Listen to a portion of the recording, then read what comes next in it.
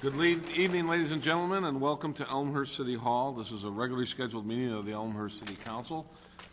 It is January 5th, 2009, our first meeting of the year. Would you please all rise and join me in the Pledge of Allegiance? I pledge allegiance to the flag of the United States of America and to the republic for which it stands, one nation, under God, indivisible, with liberty and justice for all. Okay, thank you very much. I'd ask the clerk to please call the roll, establish a quorum. Regan, absent. Gutenkopf. Here. Leader. Here. Shea. Here. Graham. Here. Rose. Here. Gow. Here. Hipskin. Here. Moriarty. Here. Nybo. Absent. Sapaniak. Here. Morley. Here. Lemnicki. Here. Mulliner. Here. 12 present, 2 absent. 12 present, 2 absent. We do have a quorum. Very good. Number 2 on our agenda this evening, receipt of written communications or petitions from the public. Does anybody have a written communication or a petition that they would like to hand in to the city clerk for subsequent copying to the entire Elmhurst City Council? Anyone? No? Okay, very good. Seeing none, we then move on to public forum. This is the point in our agenda where anyone in the council chambers can address the Elmhurst City Council on any issue of public forum here this evening. Would anybody like to do so? Anyone? No? Okay, very good. Then we'll just move quickly then on to our consent agenda. Item number 4, our consent agenda. I need a motion to accept the contents of the consent agenda in its entirety. Alderman Mullen moves, and Alderman Graham seconds. Does anybody have any items they'd like to remove from this evening's consent agenda? Seeing none, all in favor signify by saying aye. Aye. Opposed?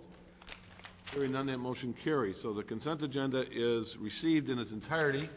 I'd ask the clerk to please note for the record that that was unanimous, as indeed it must be by state statute. I now need a motion to approve the contents of the consent agenda in its entirety. Mr. Gow moves, and a second from Alderman Gutenkopf. Very good. And I ask clerk to please call the roll on that motion. Gow. Aye. Gutenkopf. Aye. Regan, absent. Leader. Aye. Shea. Aye. Graham. Aye. Rose. Aye.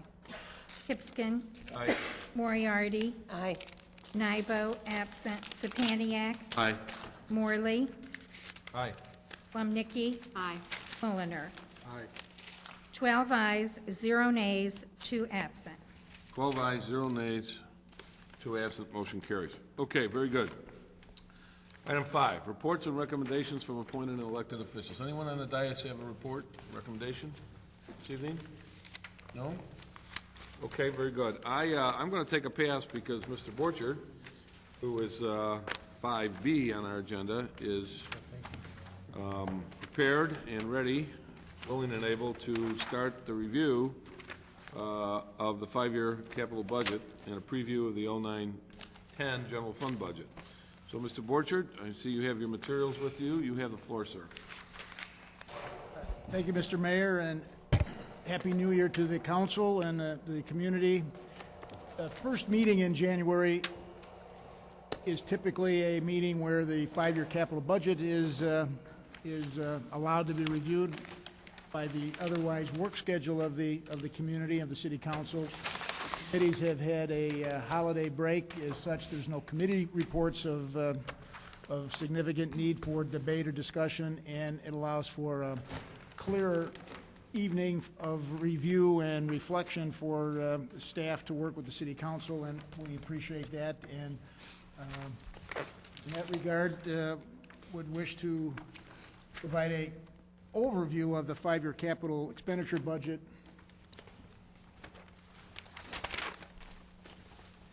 As it was first presented to the City Council about a month ago. We have not had a chance to review it from a staff perspective with the Council. We propose to do that this evening, as the Mayor introduced, and then take a preliminary look forward at the general fund of the operating budget, which we know will be a challenge for the community, for the Council, and for the staff as it relates to the operations of the city for the year. Just quickly, and I won't spend a lot of time on the material that you can read and reflect upon, spend more time on explaining the essence of the budget. This PowerPoint will be on the city's website later this week. I believe the city council all has been provided a hard copy of the PowerPoint. We have some extra copies if folks in the room would like a hard copy. But the 5-year capital budget objective is to identify and create a plan for the long-range major capital needs of the community.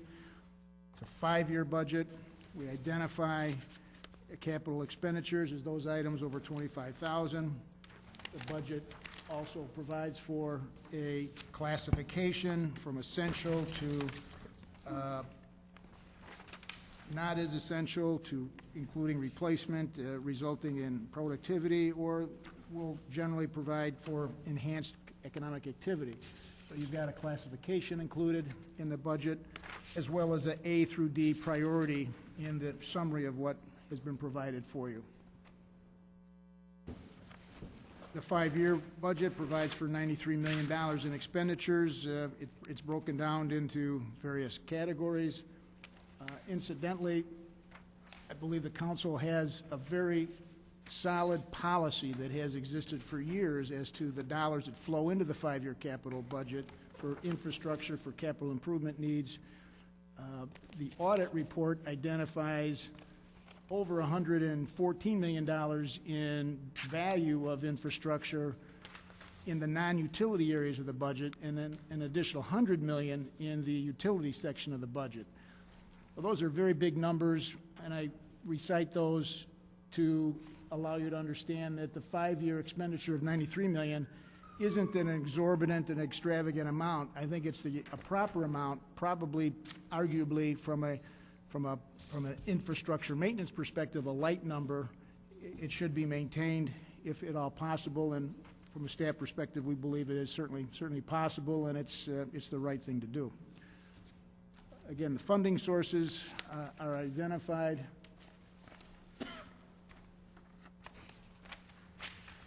And the highlights of the budget as it's been prepared provide for dollars to go to, as I explained, public works infrastructure, communications. There's a significant amount in this capital budget for a federal mandated requirement that our police and fire and public works radio systems are connected and are interoperable, meaning that Elmhurst police can talk to Naperville police, can talk to Wheaton police should there be an event in the county, and my understanding is DuPage County police can talk to Cook County police, et cetera, from a security perspective, from a response for public safety perspective, for natural disasters and man-made disasters. It does require, however, significant local expenditures. Those dollars are provided for in the budget. Land acquisition at the treatment plant and in the central business district to provide for opportunity to provide parking for the central business district. Salt Creek, stormwater issues, the Heritage Center, something that has been in the planning stages for years, is provided for in the out years of the 5-year capital. And then the central business district as a TIF project, and the parking system for the local central business district. Those dollars are all provided for. And I don't think I have to spend a lot of time. You know, street maintenance includes curb and gutters, asphalt resurfacing, concrete work, sidewalk work.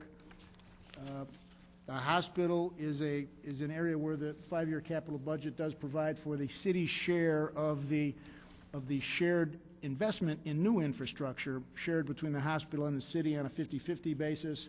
There's new roads, new sewers, new water, new lighting, all on the campus of the new hospital site that is going forward.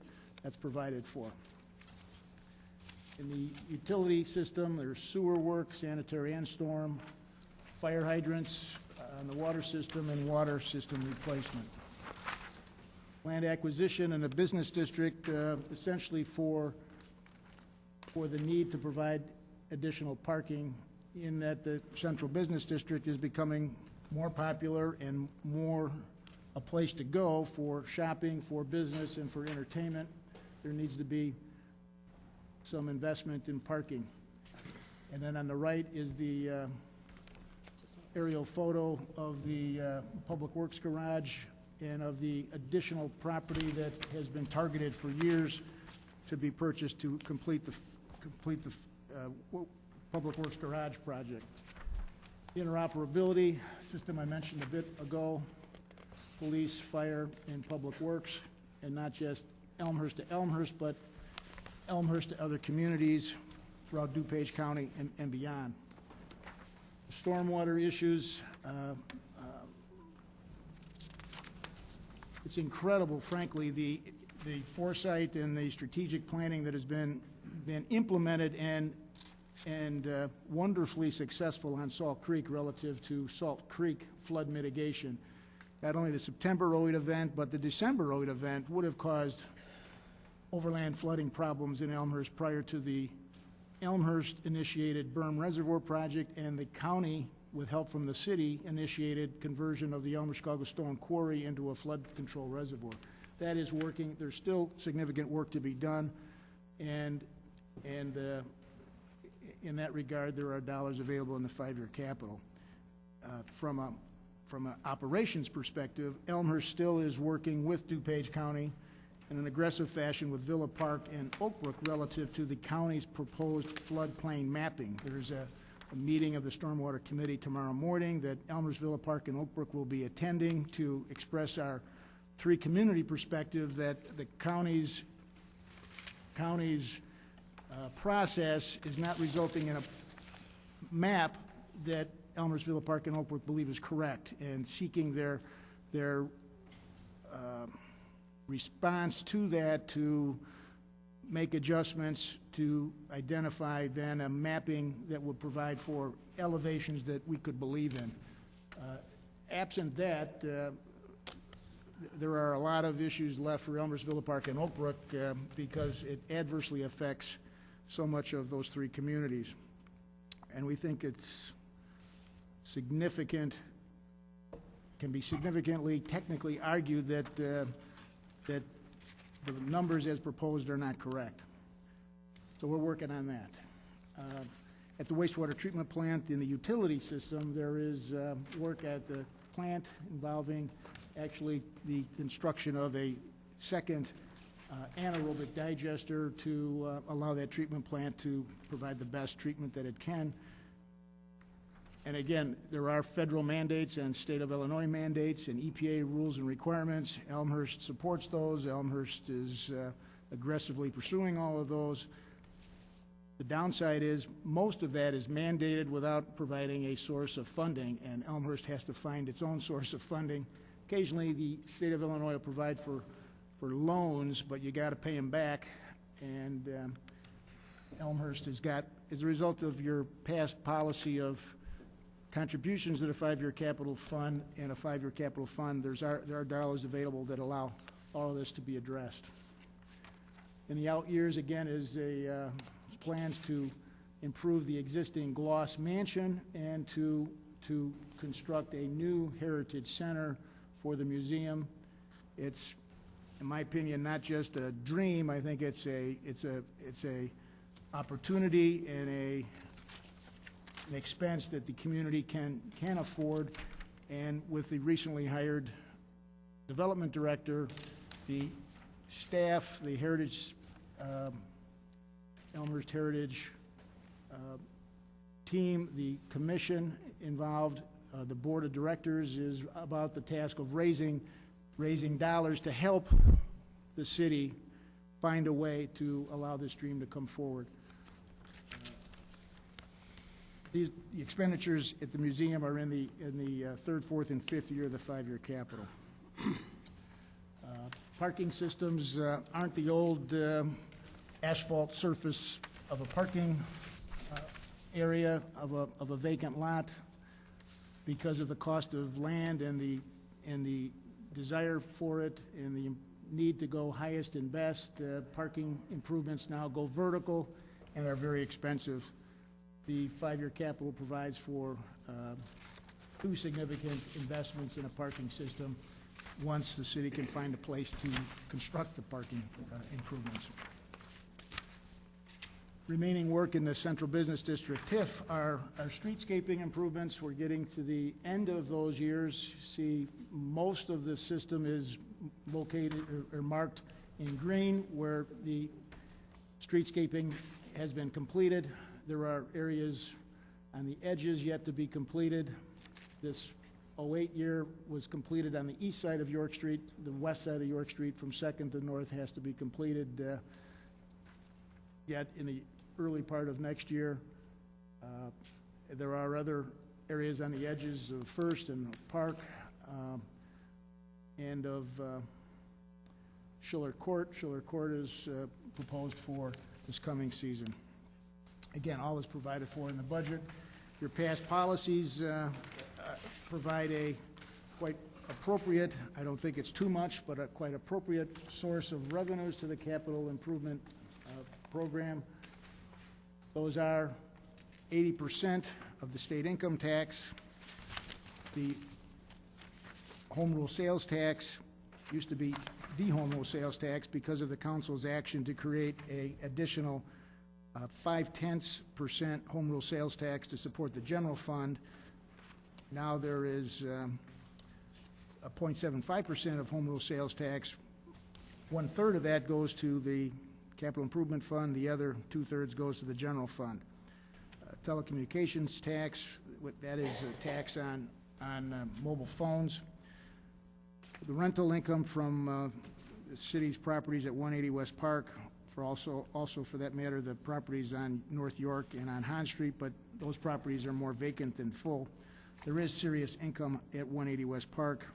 There's no plans to remove that structure for 4 to 5 years, so there is an aggressive effort at maintaining full occupancy and maximizing rental income at that site. And where there is a special service area for sidewalks, there's revenue from that. And the fire chief has identified a creative and excellent approach towards providing a higher quality of alarm system notification for fires and fire alarms to the fire department using a wireless system as opposed to the telephone system. It's higher in its dependability and will provide for a revenue source to the city that should provide quick payback as to the investment in infrastructure, investment in the equipment, and with that achieved, actually provide some supplemental income to the general fund for the fire department services in this regard. And modest interest income make up all of the revenue sources.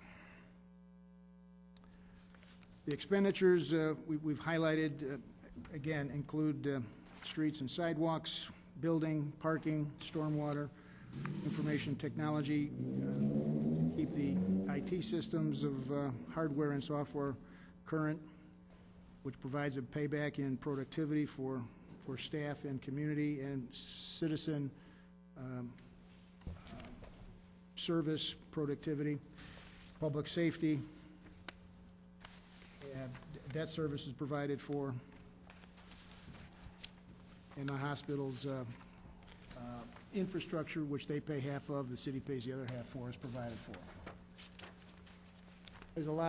There's 3 bond issues proposed over these 5 years. How does that relate to the previous city council imposed debt limit?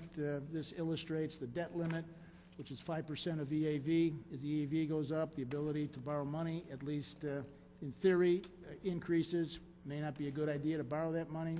City council, I think, evaluates well those decisions, the pros and cons, when to borrow, when not to borrow.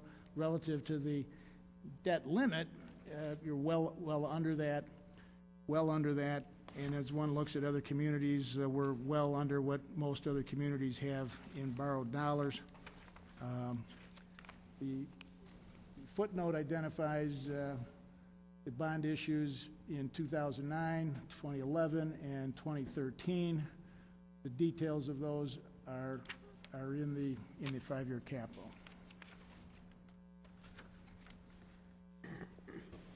I would maybe suggest I'll do a bit of a preview of the general fund, and we could go back then and take questions on whatever the council would wish to review. Well, Mr. Borcher, if we can, let's just Pause now. take this a Sure. bite at a time, and because you covered a lot there. I have some questions and comments in my head, but I prefer to see what the council has to say. Any thoughts, questions, or issues, comments, observations, et cetera, on any of the material that's been presented to this point? Anyone? Again, all of the 5-year capital, not all of the 5-year capital, I'm sorry, the first 2 years of the 5-year capital roll into the operating budget. The operating budget is what you receive in March, and what the council needs to approve is the first year of the 2 years of operating budget. Okay. Well, one of the questions that I had, I kind of got focused in as I was looking through the material on this public safety, public works radio upgrade. You can go to that screen, and there's not a dollar amount ascribed to this. Do you happen to have, and you don't need to nail it to the dollar or even the $10, but can you give, the community looks in through the television, so I'm trying to give folks a sense of this. The reason why I'm asking Mr. Borchert this question is this was a surprise to me as recently as 5 months ago, and it is a major expenditure coming at us, and I'll explain a little bit more about it here in a second. Do you have the number, Mr. Borchert? It's 950,000. 950? Does that sound Is- right? Well, 712,000 in the police department, and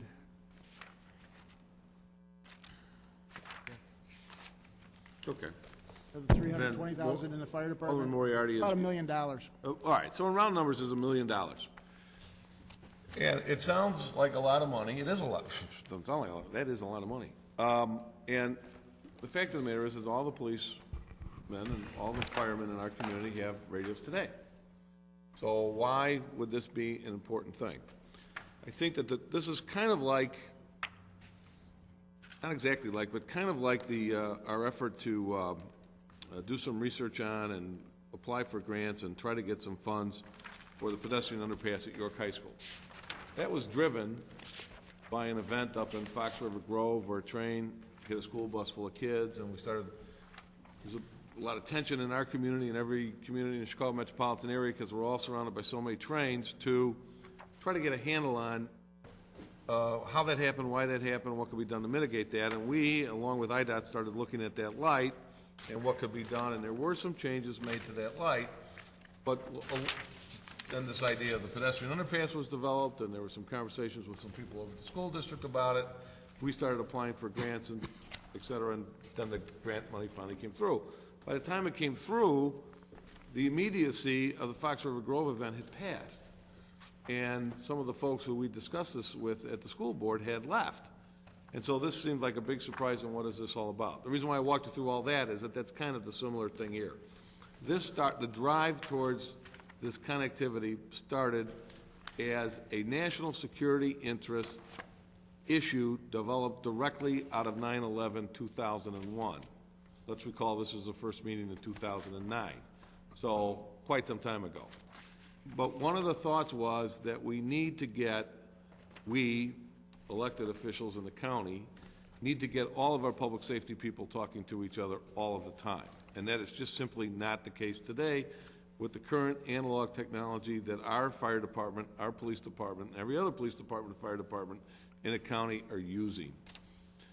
By way of example, we had this incident about, I don't know what it was, Mr. Bush, about 2 years ago. I hope you recall. There was a bank robbery, and the fellow got chased up Route 83, and he bolted from his car, and he ran through parts of Elmhurst, apparently dove into Salt Creek, swam across the creek, and then kicked down the door in a house. So this had all been seen by the helicopter, so they knew where the bad guy was, and a lot of different police departments came running, and none of the police departments could talk to each other. None of the fire departments could talk to each other. This got to be a big problem because if you recall, There's a standoff over there that lasted several days. And what our police chief said to me was, I could see the other officers from Phillip Park and Addison, and there were, because it was using up so much manpower, there were police departments there from literally all over the county, including the sheriff department. And communication was just a mess. So that's an example of what this program is trying to mitigate. This is new technology. It's all digital. It's all going to talk. It's going to be much easier for our police department to talk to any other police department in the county. Not only possible, or it was impossible before, it'll be possible now, and along with that, obviously, clearly much easier. That's the good news. The bad news is it's a lot of money. And communities throughout DuPage County are looking at the same expenditure that we are, and hopefully everybody's going to be able to make the effort. Now, when I was first made aware of this, that this was come this close, that this has gotten this right, was when, similar to our pedestrian event, we were made aware that the grant, we've been applying for grants from the federal government. There is supposedly, you all have seen the president, various congressional leaders talking about making funds available to communities to improve public safety in the aftermath of 9/11. Well, some of those monies are now starting to look like they're going to arrive in the next year or so, but there's a local matching grant component to that. So Elmhurst is going to need to be ready. All these other communities are going to need to be ready to come up with their local share of these funds that will provide this, in my view, very important public safety issue. It's one of the things about the capital budget is things take a long time to get there. This took a long time to get there. It's 2000. I was going to say it's 1909. It's not. It's 2009. The property, Mr. Borchard, go back and show the Public Works, that screen there. That red piece of property there has been identified by the city for well over a decade as a piece of property that we're interested in. Now, the situation there, you can see where it says Public Works Garage to the north. The city was, at the time, attempting to purchase that property, which there was a debate about it at the time, a proper debate. Why do we want to do it there? And the answer was because the property was the right size. It was in a good location. It was for sale at a price we could afford, and we could build a public works garage there. Unfortunately, there were, or fortunately, the reality was that there were two citizens living in the two houses to the south that we had envisioned as purchasing for A, a bigger, better public works department, and B, some buffer for the neighborhood. And as it has come to pass, the neighbor totally to the south, where you have that kind of flag lot, those two greens there to the south, has made an arrangement with the city and, in fact, sold the property. We've closed on that property. We own it.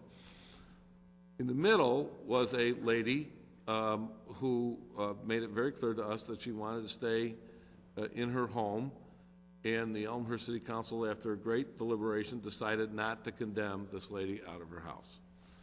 That we could wait, and it ended up with the building being farther north than it otherwise would have been, but we could wait, and when she was no longer using the home, then we would attempt to acquire it. That was a public statement in this room at the time, covered by the media. The lady was here, she agreed to that, we agreed to that, etc. Well, guess what? A decade's gone by, she's no longer living there. The home was in very, very bad condition and was recently torn down. So now, one way or another, it's time to enter into deliberations with her and her family. Her children are seeing to her affairs, and that's as it should be. But it's time to now acquire that piece of property. That will allow Mr. Borchard and the folks here to finally finish that project, to get all the Public Works Department onto one site. We had an accident a number of years ago having to do with someone operating a snow plow, that this driver had this accident on the remote site while he was loading salt. And it was a life-threatening accident at the time, and it could have been very, very bad. It was quite remarkable that this person was able to get in the truck and drive himself to safety. He was alone. He shouldn't have been alone. That should have been going on at this site. So by way of example, that's just two little kind of insights about how things take a very long time from conception to work their way through an idea becoming a little more cogent, a little more ripe, and finally onto the budget. I will also point out for those, and this maybe relates more to the future budget discussions than this now, but Mr. Borchard also provided us with this general obligation debt limit chart that shows, Borchard, could you go to that? There you go. That shows how we're doing. I remember when I first got involved in public life and politics and government in our community, and all those three things kind of weave together, a worry that we were about to overspend our capacity to pay. That's a fair discussion. It's a discussion that always has to go on whenever this city council or any city council is thinking about taking on debt. Well, in my job, I never learned how much debt a city should have. So as a public official, I looked to the experts on this.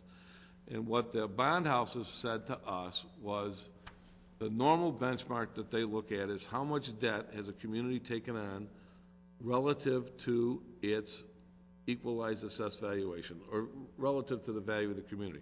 By way of example, if we have $1 billion worth of property in Elmhurst, it all adds up to, the actual number is more than that, but just for example purposes, if we have $1 billion worth of property in Elmhurst, if we had $1 billion worth of debt because we had built something, that's too much. That's 100% of our assessed valuation.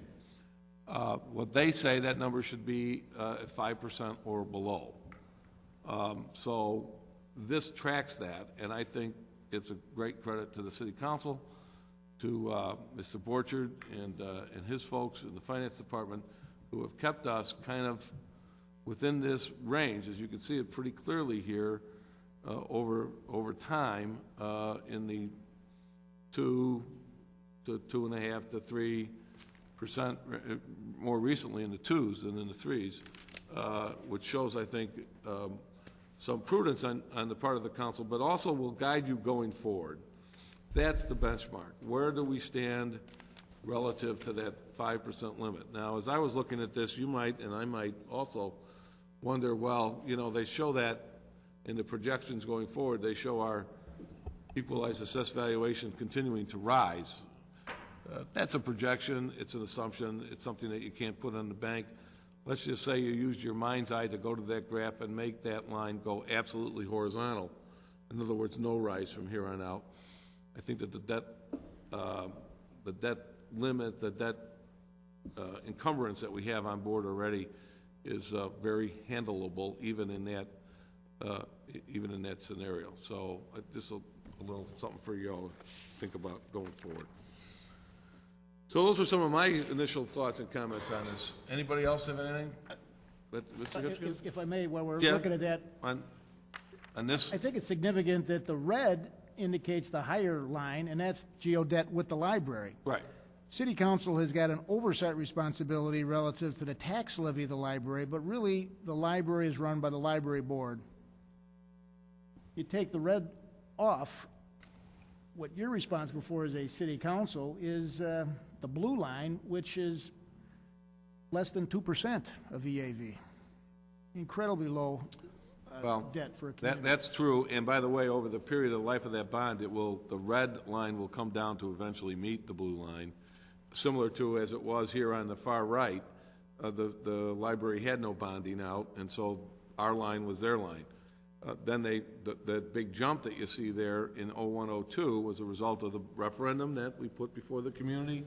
The community said, yes, go ahead with the library and bond for it, and they did. So that line then jumped up, and you can see that very clearly. But if you're very good at looking graphically at this number, you can see that the lines are already starting to converge as we are now starting to approach halfway through the life of that 20-year debt. At 10 more years, 11 more years out, that red line will come back to lay over the blue line again. So we'll see how things develop over the next decade. I'll be watching, but not participating. But my point is that We're all concerned about this, and I remember this being a very hotly debated subject in Elmhurst in the 80s, about overspending the credit card and going out on a limb for things that were needed or not needed, and I think that it's very clear that our debt position is, for lack of a better term, under control and stable, and in fact, slightly declining. So, okay, Mr. Hipskin, you had a question on some issue or this issue or whatever. Actually, it related to this issue. Okay. And it was exactly what the red line and the blue line were, why they existed and how they were coming in parallel and going to meet again at one point, which is, you just mentioned, have it under control. If we actually look at, if we were to increase this according to our EAV, that would be in control. We have, I mean, this is significant as in comparison to what I would say our competitors, other municipalities, we are in very good shape.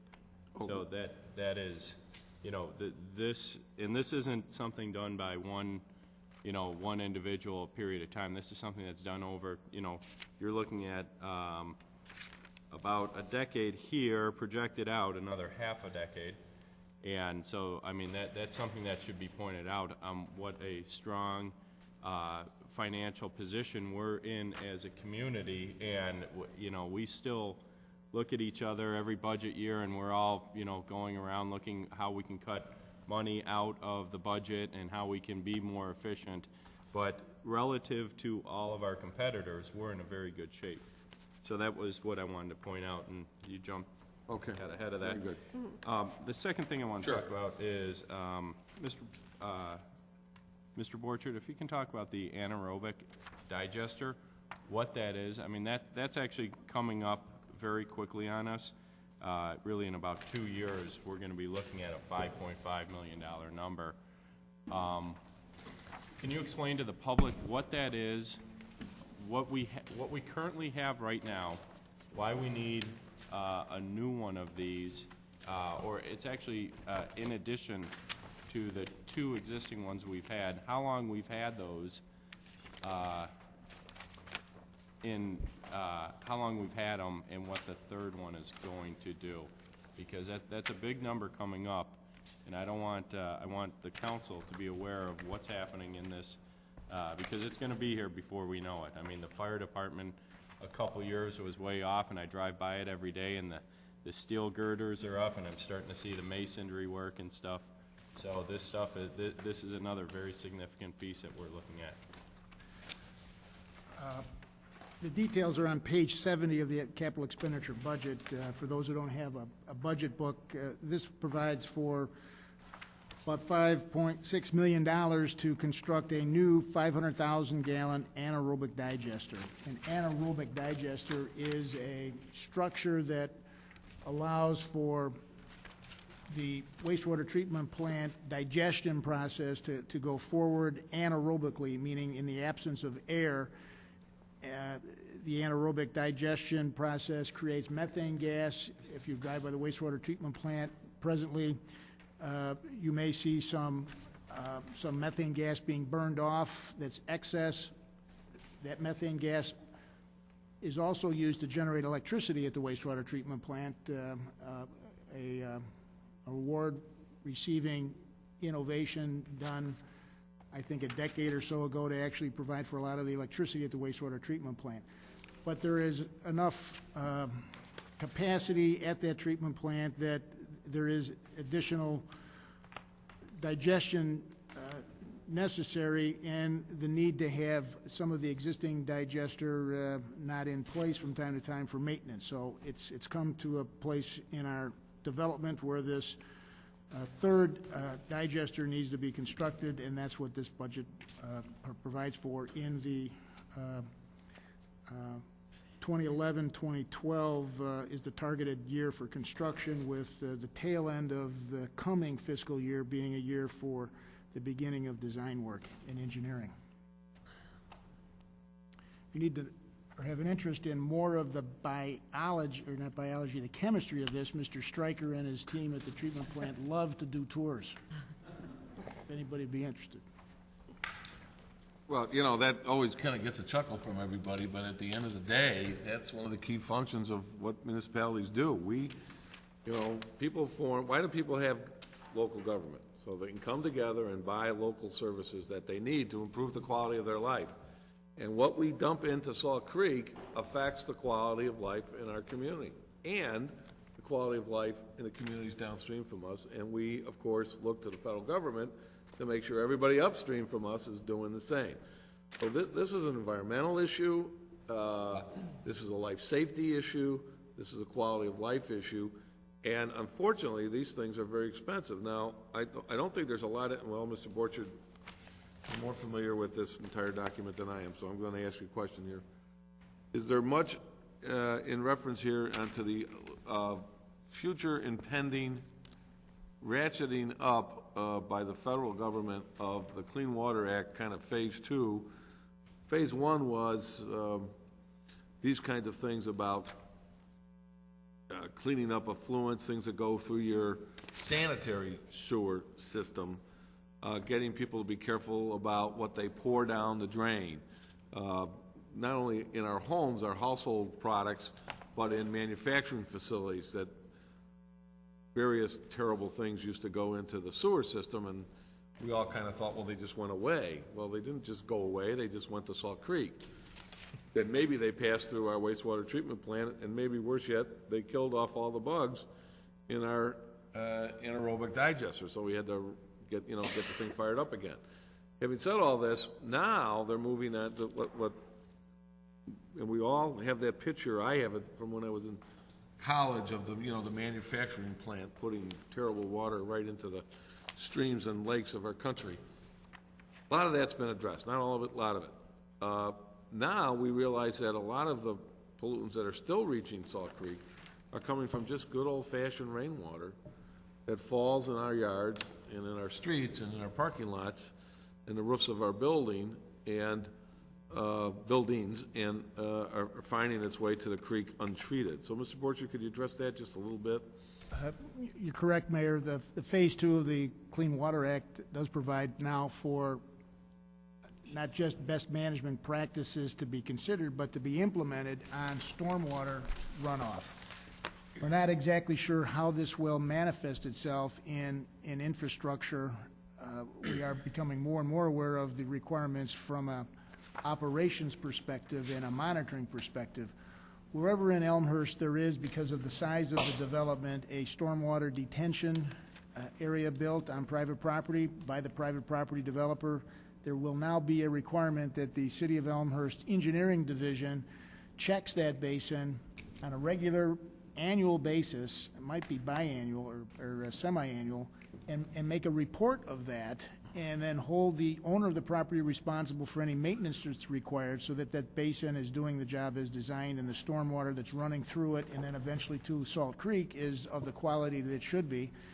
And Elmhurst inspect, monitor, and hold accountable all of these private properties where these structures are being required because of the new standards forever. That's a significant additional mandated responsibility without a revenue source. There is, in addition to that, a requirement that at some point Elmhurst stormwater runoff be held to a higher standard, and we're not frankly sure yet what will manifest from that requirement. The discussion is that stormwater should be allowed to run through bioswales and to be filtered through the ground before it flows into the creek. In an urban environment, and certainly a suburban environment, as Elmhurst is, there's less and less opportunity for that to take place, and more of a requirement that that treatment be done in a more mechanical way with infrastructure of significance built. So, to answer your question, Mayor, we're not sure. The 5-year capital does not provide for serious dollars for meeting the Phase 2 Stormwater Clean Water Act as it relates to stormwater discharge. But there are expenditures in the operating budget. Okay. Very good. Mr. Sponiak. Thank you, Mayor. Just some odds and ends questions. We have a line item about the stormwater sewer, and it's about $1.8 million on page 12. over 5 years, it's going to be 1.8 million, and it's $1 million starting out with the budget year. Will this project in any way save, I guess, or keep those homes on the west side of Elmhurst outside of that floodplain that we had discussed a few months ago, where there was some chance that some of these homes may go back into the floodplain? And I want to dovetail that because recently we had some heavy rains, and in that study that we talked about a few months ago, they talked about 100-year rains and these other event rains. And we had a pretty big rain just recently, about a month or so ago, and I heard on actually the television where they said that the Elmhurst quarry was opened up again, and that was just for the rain we had perhaps 2, 3, 4 weeks ago, the heavy rain. And so I guess what I'm asking is everything in the stormwater situation somehow going to benefit the residents in that western area of Elmhurst, southwestern? Sportsman. Yes, Alderman Sapaniak, you are correct. The September 2008 rainfall event was estimated by many to be more than a 100-year rainfall event, certainly for a lot of the Salt Creek Basin. Northern area of the Salt Creek watershed was hit with heavier rains than Elmhurst. Elmhurst had in excess of 7 inches, which is at about a 100-year event, but in the northern areas of the watershed there was even more rainfall. What did that do to Salt Creek? It flooded Salt Creek. As Salt Creek passed through Elmhurst, it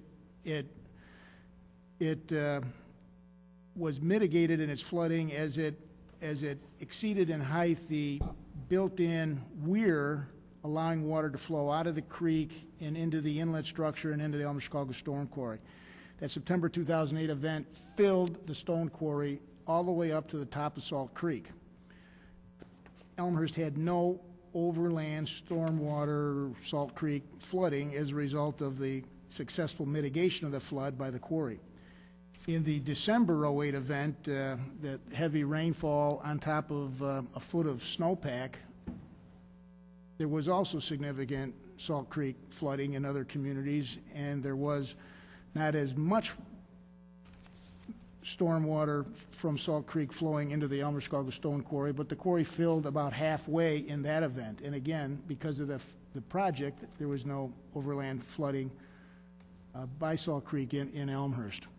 Your question as to impact in southwest Elmhurst, it gets complicated in that Elmhurst doesn't control this. This is controlled by DuPage County, and DuPage County's a technical group that has consulted with a firm to develop a model and a theoretical 100-year floodplain for permitting purposes going forward. And in the permitting purposes, impacting homeowners that have mortgages that, if they live within a regulatory floodplain, have to have floodplain insurance. That model of Salt Creek suggests that in Elmhurst, in the area of that berm, the creek, even with the mitigation of the quarry project, the creek is going to go up 6 inches as opposed to down. It makes no sense to me as an individual, to me as an engineer, to me as the manager that operated, managed and watched Salt Creek through floods, through the 87 flood, through all of the mitigation, makes no intuitive sense to me, or practical sense, or engineering sense to me. Nor did it to Villa Park or Oak Brook, which is why Villa Park and Oak Brook shared with Elmhurst a study to challenge the county, and that engineering challenge suggests that, in a significant engineering report, that the county's model is a couple of feet too high through Elmhurst, Villa Park, and Oak Brook. Well, that is a bit of the debate that is going to be carried on tomorrow morning at the DuPage County Stormwater Committee. Is how is this polite, professional, but serious discussion and disagreement going to reconcile itself? Elmhurst believes, as does Villa Park and Oak Brook, that the September 08 event, which was identified by county staff as about a 100-year flood, kind of gives us understanding of what the 100-year theoretical floodplain map ought to look like, because we had a 100-year flood. Well, that 100-year September '08 flood event, Mr. Hughes' staff and the Villa Park and Oak Brook staff documented the heck out of the elevations of Salt Creek after that event at the peak flows, at the peak levels of that Salt Creek flood. And those those levels were then compared to the county map and compared to the map preliminarily identified by the Elmhurst Villa Park Oak Brook special consulting firm, and they matched pretty much exactly the Elmhurst Villa Park Oak Brook consulting map. We've suggested to the county that somehow the Elmhurst Villa Park map is correct and maybe the DuPage map is incorrect. We're still arguing about how we're going to reconcile that issue, but we believe from a city of Elmhurst perspective, shared by Villa Park and Oak Brook, that the September '08 event, the event that Alderman Sapaniak you refer to, is an excellent example of comparing a model to a real event and reconcile that. If that's done, the map for permitting purposes, for floodplain purposes, for the homeowner's perspective relative to having to have flood insurance, goes down by a foot to 2 feet minimum, and all of what was taken out of the floodplain in Elmhurst by the berm and the reservoir project stay out of the floodplain, because the elevation of the creek actually goes down, and those folks will be protected by a lower creek as a result of the quarry project. And if there's really a big flood after that, they're still protected by the Elmhurst berm project. So Elmhurst believes that those properties should stay out of the floodplain as they are now, and we're doing our darndest with in-house and consulting staff, and in a collaboration with DuPage mayors and managers, and with specifically the community of Villa Park and Oak Brook to work to that end. Okay, thank you. Can I follow up? Yeah, sure. Just another odd one was there's 3 ambulances in the budget, and I think these are the 3 that we talked about last year, and they were important to be in the budget last year, and then it was determined that they weren't so necessary. Now they're in for 2 years from now. I guess when you read the justification for the project, it's hard to wrap your arms around the importance of these 3 ambulances, except to say that you know, that's to have some sort of control regarding the whole process, the ambulance process, but yet it's acknowledged in the verbiage that there's a contract for ambulance services. So apparently the contract worked last year, and it's working for the next 2 years. What's going to change 3 years from now to make it worthwhile to get ambulances when we have the contract? And if it's so important, why aren't we getting these ambulances now? You know, as I said, it was pushed off, and something just doesn't sound like it's on point here with regard to these ambulances. If I may, that's a great question and great point, and that's why the project classification is a 4 with a priority C, as the acquisition of the ambulances, if in-house, would allow for more Elmhurst control and would allow for potentially some savings in dollars, in that, as the Alderman, you relate, presently there is a contract. Presently Elmhurst is provided with 3 ambulances through a contract service, but in that contract service, Elmhurst is paying the contractor for that. In a pretty extensive analysis, Chief Kopp and Finance Assistant Director Trozine have analyzed the cost associated with buying 3 ambulances and managing equipment and the maintenance of those 3 ambulances, and it's in a preliminary fashion, because they haven't done it yet and haven't gone all the way down those lines. It appears as if the good equipment maintenance division of the Public Works Group could maintain and operate the equipment with Elmhurst ownership and save the dollars that would otherwise go to the contract service provider. The contractor is obviously in the business to make a profit, to make some dollars. Elmhurst is not in the business to make dollars, but simply provide service. So can Elmhurst buy and maintain cheaper than a contractor can buy, maintain, and charge for service?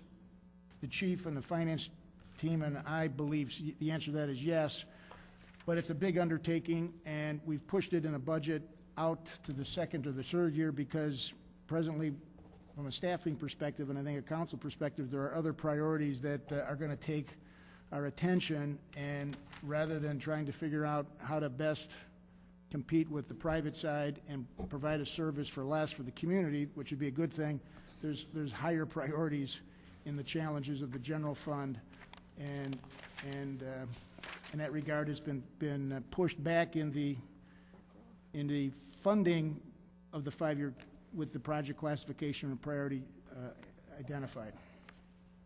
Okay. Okay, thank you. Can I ask another question? You mentioned in your slide about the hospital. It's a great project. Everybody knows it. It's terrific. It's going to be a boon for the whole South Side. But on page 10, we talk about the $3 million in infrastructure improvements, and that's part of, I believe, the verbiage indicated the 50-50 cost sharing. Is that correct? Yes, sir. Back in March, we as a council agreed that we would cap the 50-50 at $2.8 million, and this is in at $3 million.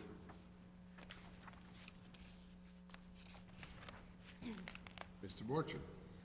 I'm sorry, what was?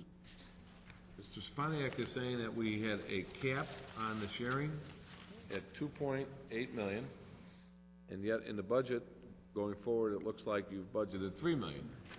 So that looks like we overspent $200,000. So I will go back and check the agreement. We do certainly have an agreement of cost sharing. I believe there's a cap, and we should be consistent with the 5-year capital. So we'll double check that and get back to the whole council in a memo. And if it's appropriate to make changes, we'll certainly make a change. okay, so we either get an explanation or a change, right? Okay. And last question, IT technology, and we're, I mean, we recognize how important IT is nowadays, but it seems we're running consistently year in and year out $300,000 to $400,000 in IT. It seems like a lot, and I'm not so sure that the verbiage really explains it as well to justify that kind of spending on an ongoing basis. And in fact, in the backup, and I don't have it open, but I think somewhere it indicates there was 142 PCs that we're buying and maybe 40 laptops. Not everybody's a power user. I mean, do we need to continue to buy PCs on a regular basis? It seems like we just bought them recently. So how often are we changing these things? Well, there is an annual allocation to keep the inventory at the service level it needs to be at, both hardware and software. I see Ms. Gaston is suggesting she would wish to help me with my answer. If I may ask, Marilyn, could you complement that?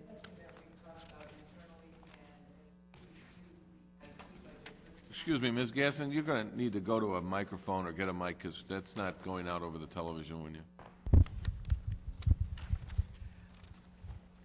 Indeed, we internally talk about whether some of these projects can be pushed off, and sometimes yes, sometimes no. Sometimes it just is not the right thing to do. However, this may be one of those cases that we would do it, and what we have always done in the past, at least the last couple of years, is we review the IT budget with the Finance Committee, and at that committee sitting, we can have our IT manager there and talk more in detail about what projects make sense to push out and which projects we should do now. So this is not cast in stone. This is for further review by the Finance Committee when we look at it a little bit later in February. Great, thank you. Okay.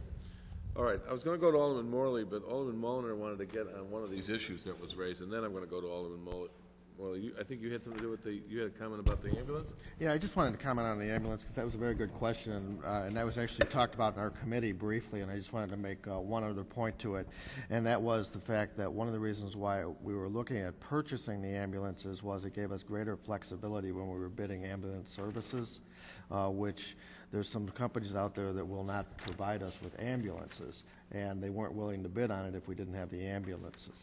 So this was a way for us to potentially reduce those costs overall once we purchased the ambulances. But because now we have a contract, we weren't ready to do it. Thank you. I think that if I don't want to spend too much time on this, but just to refresh everybody's memory here, the issue was, and the reason why this ambulance purchase was put out of the current budget last year was that it's a capital expenditure that then gains you operating savings.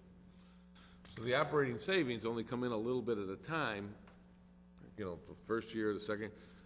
So it was determined last year that we maybe could put off that capital, that project, that we had other pressing needs in the budget, and those savings weren't going to be immediate. They were going to be over an extended period of time. And that's why it got put off. I think that that's right. Okay, fine. So that was the decision of the council at the time. I supported the decision of the council at the time.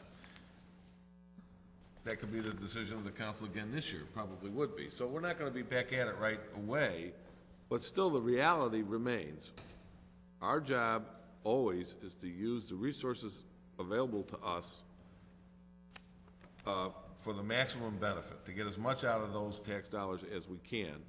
And sometimes you just have to kind of, you know, grit your teeth, swallow hard, and make the capital expenditure, knowing that, well, for you and me, you know, this year not so good, but down the road, over time, the citizens of Elmhurst over the next decade and et cetera will reap the benefits of that expenditure. So that was kind of the thought process at the time. I agreed with the decision last time, and we'll see how it goes next time. But again, as Mr. Borchert said, it's not the top priority. It's something we'd like to do. It would be a good investment. Well, the problem is we have a lot of other things to invest money in as well. So you have to kind of put it in the hierarchy and see if it gets to the point, at some point, where you can pull the trigger. Alderman Morley has been waiting patiently, sir. Thank you, Mr. Chair. One last follow-up to that ambulance. I'm looking forward to getting the information on that. It was also my understanding at the time that one of our neighboring communities was doing this exact same thing and had purchased and was maintaining their own fleet and then leasing out the paramedic services. So hopefully we'll have more of that data when it comes time to purchase this. And it was also my understanding that in the long run, when you amortize it, it was cheaper. But I was very interested to see this wireless radio fire alarm system written up, because I don't know if anything else in the capital budget actually results in revenue. And I am curious. I have 3 questions, and maybe you can expound a little bit overall on it, Mr. Borchert. How long will this take to install? How long before the revenue starts rolling in? And finally, once the equipment's paid for, I assume that the revenue will go to maintain it. And where would the excess revenue go then? Capital improvement budget? Okay, good question. Mr. Borchert. It's proposed to be implemented after a committee review and a council review of the concept, judging and anticipating, and only going forward with the committee and council approval. The budget provides for that review and consideration to take place. My understanding from preliminary discussion with Chief Kopp would begin to happen next fiscal year. The plan would be that the fees pay for the infrastructure investment over time and the maintenance, and with a markup, so there would be fees to the city which would further support the fire department's other services of responding, and in that regard be a supplemental revenue to the general fund. Chief, is that correct? We would not go forward with this absent, again, a lengthy review, which we would anticipate providing to the Public Affairs Safety Committee, looking for that committee to make a recommendation to the council, should the council generally provide for the budget to allow it to be considered, there would be a thorough review at committee and council level before we'd go forward with such a venture. Okay. Alderman Rose, you had a hand up, and then Alderman Brand. Yeah, I just had a few comments, not to beat the ambulance horse to death, but I just will recall for the council that now might be at least over 12 years ago, we did an exhaustive look at this again, if you remember, and looking at this, whether we wanted to purchase ambulances, how much we wanted to get into that. And I think that I really want to support us taking a cautious look at this, because on the surface, it looks like we're going to have a lot of economy from that.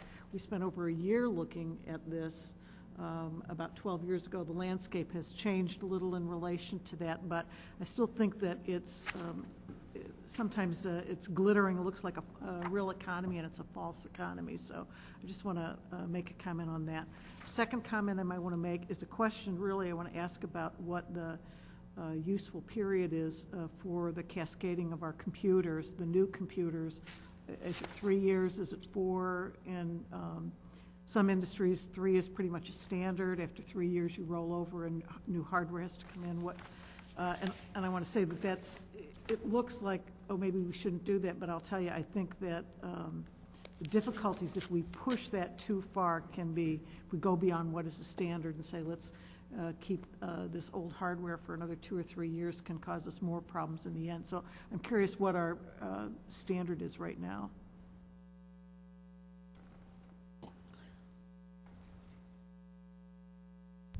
Our current standard is approximately 3 years for our replacement for the hardware.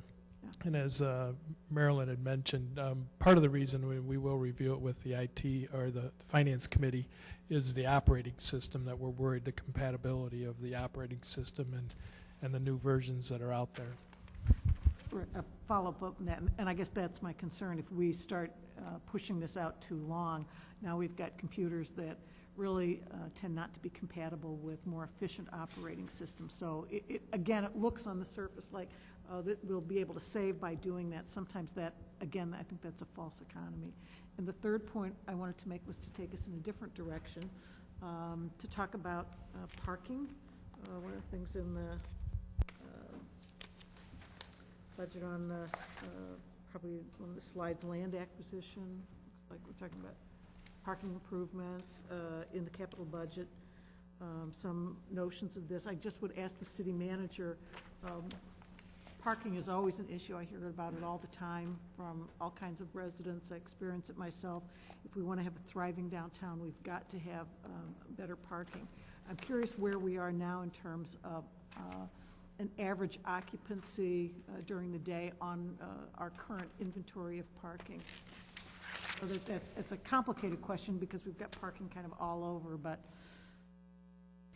it's correct. It's very dynamic. Close into the railroad tracks, the close-in parking lots for all-day use are as close to 100% occupied and used as they can be, with some movement in and out. As you go to the perimeter, the percentage utilization goes down. There are demands for more parking and a need to understand those demands for more parking and be ready to provide the parking as the demand comes on. And in that regard, the capital budget does provide for 2 parking structures to be constructed. One sooner, a second one within the 5-year time frame of the 5-year capital, but more towards the 3 or 4 years out. There's definitely a need for a single parking structure to reinforce the existing parking inventory in the short term. I have a follow-up for that. I just wanted to support that. I mean, part of the use of a capital, the fund really should be an investment in the community longer term, and I think parking is a perfect example of that. And it's generated not just by residents who want to use businesses, but the businesses themselves. In order for them to stay here, we know that some businesses have left because of parking. That's been an issue for them. They can't get enough. And some residents have said, I'd like to shop downtown or I start, but I don't have a place to park. So I just think this is it's a serious issue. It's a long-term issue that we really need to think about in this particular budget. Okay, Alderman Brand. Yes, thank you. My question is in regards to street resurfacing, the reference on page 4 of our capital improvement fund. We currently have, for the upcoming years, for the 5-year projection, $1.25 million budgeted. But if you look, other than last year, the previous 2 years, the actual was $1 million, and the previous year before that was only $750,000. Are we trying to play catch-up in regards to the issues due to the weather on the increase of doing $1.25 compared to $1 million in the previous years? On page 4. I know our standard is to get to 5% of the asphalt streets each year, so that there's a 20-year return cycle, and to provide the dollars that are necessary to do that. There are, and I believe the capital expenditure budget provides for a continuation of what they have traditionally been carrying relative to the maintenance of the contract street repairs in the city.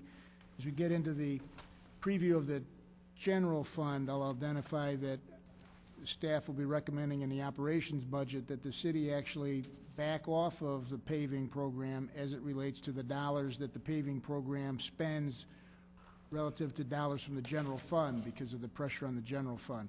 But the dollars paying for the resurfacing program out of the capital expenditure budget are about what they've been in the past. Follow-up for that? Yeah. They always have been budgeted for $1.25 million, but in at least this year's budget as well as the previous, I just have seen no evidence of the actuals ever reaching to that point out of the capital improvement fund. So that's why I was wondering if that budget item, even though typically it has been budgeted at $1.25, should it be actual budgeted at $1 million due to the fact that has been the actuals for the past 2-3 years? I think Ms. Gaston has to help me with some supplemental information. You know, the 1 million that you've seen as actual the last couple of years was actually what was budgeted as the capital improvement fund's portion of the street resurfacing program. Correct. Not the general fund portion. Correct. There's been a larger amount now budgeted as we go forward because of the problems with the general fund. We are now recommending to the City Council that the capital improvement fund pick up more of that load. If you look on page 8, the very bottom of page 8, you'll see the street resurfacing program budgeted going forward at $1,750,000, with $1,250,000 of that coming from the CIP and $500,000 coming from the general fund. So there really hasn't been a decrease in that, and I think maybe Mike Hughes could speak to that even more. We, I think, have kept up with what we have projected, and it's just where's the funding coming from. And we're now leaning more towards capital improvement as we have our fiscal challenges in the general fund. Okay, and that was the clarification that I was looking for. Because I do agree with what you stated. This is saying what's coming out of the capital improvement fund. The actuals have been $1 million, and what you're, just to summarize, what you're stating is that the request is to have $1.25 million due to the fact that we want to ease up on the general fund and dip a little bit more in the capital improvement fund. Okay. Thank you. Okay. Alderman Moreira. I'd like to take, I have a question concerning the federal, state, and grants, and I believe the mayor had touched on this a little bit, but when you look at the funding sources, we are showing that we're going to be having a $2.8 million coming in on grants, and I'd like to just have a little bit more of elaboration as to what those grants are going to be used for. What page are you on, by the way? I'm on page 15. Okay. It's the third item underneath the funding sources by year. Okay. Mr. Borger? Elmhurst was queried by the Metropolitan, I believe it was Mayor's Caucus Fund, that was queried by Washington DC and the federal government as to what is project ready from a street maintenance perspective in your community, should there be grants available. And what Elmhurst responded to, and I'm doing this from memory recollection, is an additional $1 million in general street resurfacing. We would be project ready to proceed, not needing to hire a consultant firm to do any plans.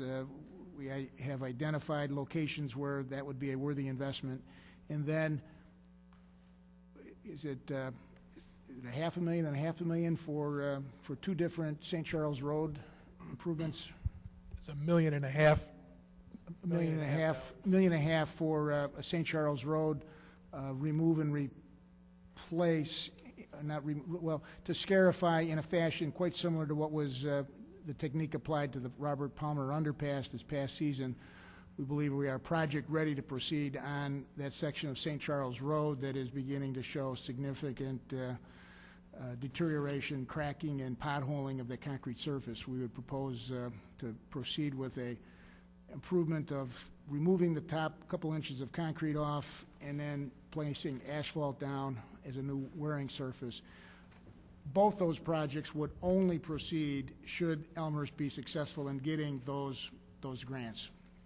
So this is something provided for in the budget in response to Washington, D.C. saying, from a stimulus perspective, as they have sought local government feedback as to project readiness, these were our two significant projects.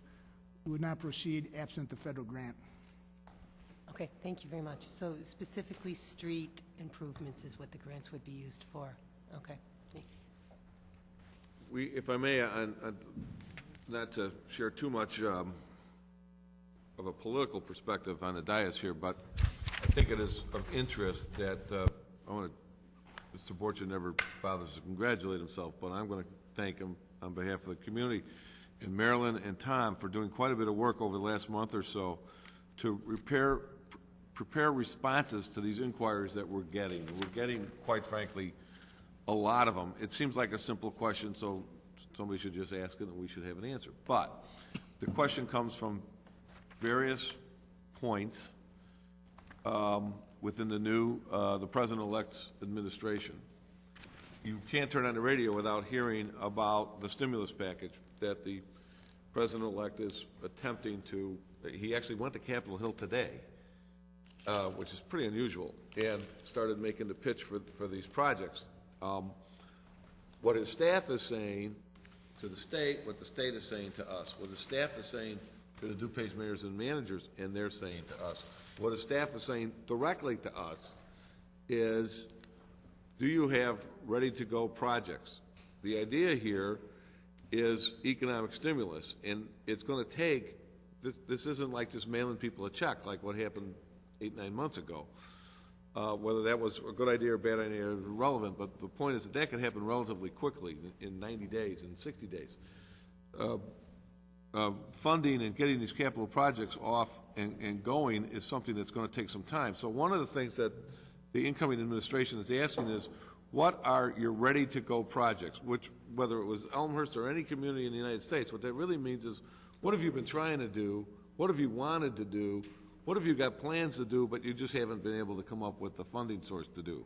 That's usually what's going to end up happening. So in some cases, these will be sorely needed projects. In other cases, it'll be gold-plating communities that maybe don't need it. In our case, we have several projects that I believe are worthy, and it was just a little bit of backing off on road repaving in our community over the last couple of years. You know, that number looks a little high, but also in there was the Palmer Drive underpass. So what went on in the neighborhoods in our community was, in fact, a little bit less than what had been happening in the past, and right away, almost instantaneously, road conditions showed up as a more negative number in the citizen survey that we take every other year, this year being the year. We've got a very fresh, hot off the press number that says our neighbors are concerned about the condition of the roads in our community. That's for safety reasons, that's for potholes and damage to their vehicles, that's for quality of life issues, that's for of the property values. If you're trying to sell your house and there's a big goofy pothole that's looks terrible right out in front of your house, that devalues your home, in my perspective. So having said that, now, you know, this plan that the president-elect is cooking up has to go through Congress. So guess what? Now the phone, now he's been up on the Hill, now the phone is starting to ring from the senator's office, from the congressman's office, same thing. They're calling the state, they're calling mayors and managers, they're calling DuPage County. All these are filtering down to us. So it's been quite a cacophony of phones ringing here and questions coming out of them, which leads you to believe, oh, they've got all kinds of money, we can get whatever we want. I don't think it's going to go that way at all. And I'm hopeful, as a taxpayer, as a federal taxpayer, I'm hopeful that the government, the federal government, yes, that they're going to do a stimulus. If they determine we need it, but that they're going to use the funds as properly and as efficiently as possible to give communities much needed kinds of capital improvements. One of the things that Mr. Borchard and I mentioned just almost in passing the other morning was, would something else besides roads be more appropriate, like the analog, what is it called again? The anaerobic, thank you. I've only been here 16 years, I can't say that word yet. Anaerobic digester, maybe that's something that it's on our books. We need it. Clear as we can provide the backup material that shows we clearly need it. It's a number, but so that's the kind of thinking that we're trying to engage here. And Mr. Borchard's done a great job of challenging his folks to come up with a list that is appropriate, that meets the needs of our community, that is not in any way gold plating or fanciful spending, but rather items that are really needed and will improve the quality of life in our community. So, having said all that, I don't know what is going to happen on Capitol Hill and in the new administration. We'll just all have to wait and see. But on the other hand, we want to be prepared, because if it comes down that something gets passed and we haven't answered these questions clearly and completely, then we're going to be left out. So we need to do this work in any case. So, okay? Well, all right, yes, sir. Kind of an off-the-wall question. It seems when you look at the budget that we're basically converting concrete streets to asphalt. Mm-hmm. And in the process, are we setting ourselves up for more repair and maintenance over time, whereby it would have been cheaper to do maybe concrete now versus asphalt, particularly, for example, the Robert Palmer Drive. Right. I mean, that collects water, and at some point, does that asphalt can start buckling, as opposed to the concrete in the past, which may have a longer life. I don't know, perhaps. That's a great question, but I'm not the guy to answer that question. Mr. Borchard, would you like to handle that or direct that to anyone in your staff? That's a great question, but what's the answer? Well, the answer is, it depends on who you ask. Ooh. If you talk to the American Concrete Pavement Association, the answer is always concrete. If you talk to the American Asphalt Association, the answer is always asphalt. It really depends on who you ask. If you're asking the city manager today and the public works director today, it's our perspective, from our knowledge, our intelligence, and our understanding of how Elmhurst streets work and how Elmhurst streets are maintained and are repaired, and the cost associated with, and the disruption and the traffic interruption associated with concrete work versus asphalt work. We prefer asphalt, and we believe asphalt doesn't have as long a service life, but it has a much easier repair and less expensive repair cost. And on balance, life cycle costing, it's about a toss-up.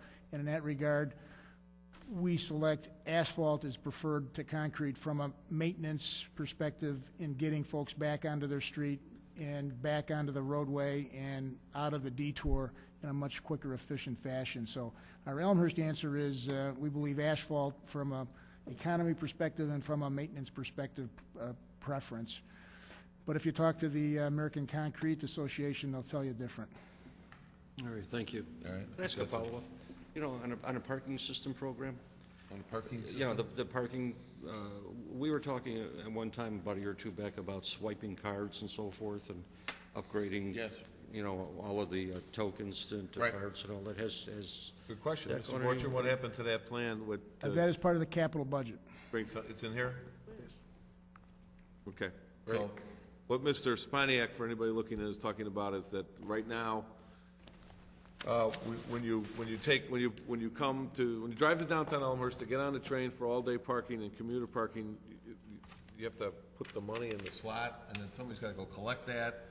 And, there's a thing about coins versus dollar bills. I don't even know which way that goes.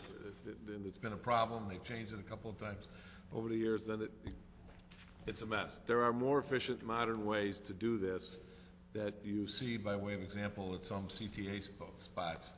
I'm thinking particularly the end of the line out by, in Rosemont. There's a way you put in your number and your credit card and it's done. Anything that takes cash out of the loop, I was at wasn't a meeting, it was a ribbon cutting this morning for a new bus line in DuPage County. As you know, I serve on the PACE bus board. So we did a new bus line, or moved a bus line that became a new bus line in Hanover Park at their commuter station. And this came right to the forefront right away. One of the things that the state legislature has asked the RTA and its operating components, Metro PACE and the CTA, to do is to get to seamless expenditures. And I got to tell you, I've asked the question 100 times, why it's so long and so hard to get to that, and the technocrats come up with answers as to why it doesn't work. The technology is moving forward, we're getting closer, but one of the things that somebody's recently put into the bailiwick lately is, guess what? How about the parking? And the parking go on the same card that somebody would use to then get on Metro, or then get off Metro and get on the CTA. And why isn't all of that seamless? And it would seem that the impossible job from 5 or 10 years ago is now getting to be possible, and hopefully these technologies will come online at a greater and greater rate to bring, again, efficiencies. So, Thank you. all right, Mr. Brand? Yes, thank you. Two questions, one of which is on page 9 about something that I proposed about a year or two ago, the York and Grand improvements. Upon further discussion with Public Works, it was discussed with the decision to actually make that intersection safer, to extend the left turn lane, that possibly what has been budgeted, the 80,000, would not be sufficient. I do see the same amount budgeted in this year's budget. Is that something that does need to be increased to meet the needs that were discussed, or is $80,000 sufficient? It's a great question, and it's my understanding that that the city will be seeking your advice and counsel and that of the committee and perhaps the broader council relative to what is the objective, what is the mark, what is the definition of success at York and Grand. From a perspective, $80,000 does a significant amount of work and a significant amount of enhancing of the aesthetics, but it doesn't do all of the aesthetics and all of the improvements that were suggested as appropriate to match the Bensonville side of the street. So, to answer your question, $80,000 does the good improvement, but not the absolute best improvement. We'll seek your input and that of the committee and the council as to what the budget should provide. Thank you. My second question is in regards to something that I don't see in the budget, or in I should say the 5-year capital plan, and that is the northeast section of Elmhurst is concrete streets. There has been a study approximately 4 years ago, almost to date, in regards to the condition of those roads. Alderman Sapaniak mentioned going from concrete to asphalt, is that preferred or not? These streets have been in place approximately 35 years, if not greater at this point. I'm a little bit concerned that the study actually showed that some of those streets are in poor condition, and that was 4 years ago, and I don't see a start of that project in a 5-year capital plan. Can someone speak to that? My recollection is that study did suggest certain maintenance applications, certain techniques for the poor, the failed sections, which is proposed to be done, but does not reach the level of what is in the capital budget because it's more of an operations perspective. The broader, expansive investment of the street infrastructure northeast Elmhurst that I think Alderman Bram's referring to, that whole concrete system, is scheduled for years that go to the outside of the 5-year. Mr. Hughes, am I correct? So it is, we have that study, and we'll continue to collaborate with the Public Works Committee and get the committee's perspective of how to use that information. But it's our current understanding that from a maintenance perspective, it can be handled at a level below the 5-year capital, but we're beginning to see that 5-year capital or a need for the northeast Elmhurst concrete streets to be in the 5-year capital shortly, but not, the 5th year out still hasn't been identified, been reached yet. Follow Well, except Mr. Hughes wanted to answer this question or give you some more information, and then your follow-up might be either answered or more appropriate. Sir? Yeah, just to follow up on that, we look at Northeast Elmhurst just like every other street in town every year when we do our annual paving review. So it's not like we're not going to be up there until this project starts. If one roadway needs it, we'll be there and we'll incorporate it into our regular resurfacing program. The study that was done was somewhat of a budgeting tool for when in the, what I hope doesn't happen, case where they would all start to deteriorate at the same time, since they were all constructed within, 5 years of each other. They're at 30, 35 years now. It's not uncommon for a concrete roadway to last 50, but we do watch it with every other street in town, and if something up there needs addressing, we will incorporate that right into the regular resurfacing program. If we see a serious amount of deterioration happening, that's when that program would really kick in. And it would probably be, as Alderman Spaniak referred to, our first blush in some of those would be the grind with an overlay, which, just to also follow up on that one, the estimate for Palmer Drive, I believe, was around $4.5 million for total removal and reconstruction, and it was about came in at about $1 million with the grind and pave. So we get a lot more miles of fresh road, if you will, with the grind and pave. But we do look at Northeast Elmhurst just like every other road in town. Yes, sir. And I do appreciate the feedback. The concern that I have is that as the years go by, I don't see any increase in the budget item for concrete street reconstruction or repairs as well. So we don't have the budget item for a major overhaul, the resurfacing, the overlay of the asphalt. But at the same time, I'm concerned that we're going to see an increase in the deterioration of that concrete, but we're not showing any increase in our budget item for concrete reconstruction. And we do have the $300,000 in the concrete street rehab. At this point, we're not seeing it where we're alarmed that we're going to see an accelerated deterioration. They will fall apart in a similar time frame, but with a 50-year life, the degradation is a little bit slower than an asphalt street. So I think we'll have a longer curve to be able to be ahead of it when we get there.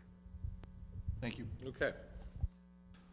All right, very good. Mr. Borcher, we did spend some time on that. I know you wanted to jump into the second part of your presentation here, which you can do now, but I thought that was a good use of our time and get these questions. And some of these are questions, and some of these are expressing opinions, and some of these are letting you know from the elected officials what they're hearing in their neighborhoods. And I think all of that is a useful use of our time. So, please, Thank you very much, and I appreciate the questions and the ability and the help from our city staff to respond.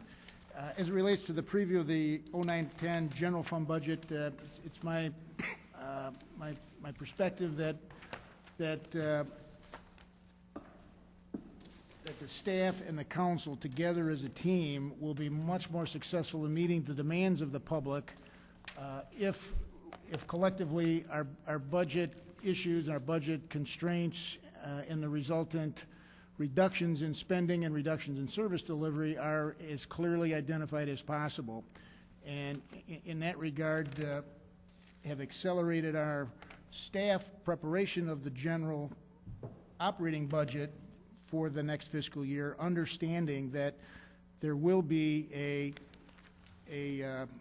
contraction in revenues, and the council has been very clear that this is not a year for additional revenues, do not anticipate additional revenues, and therefore staff cut the budget.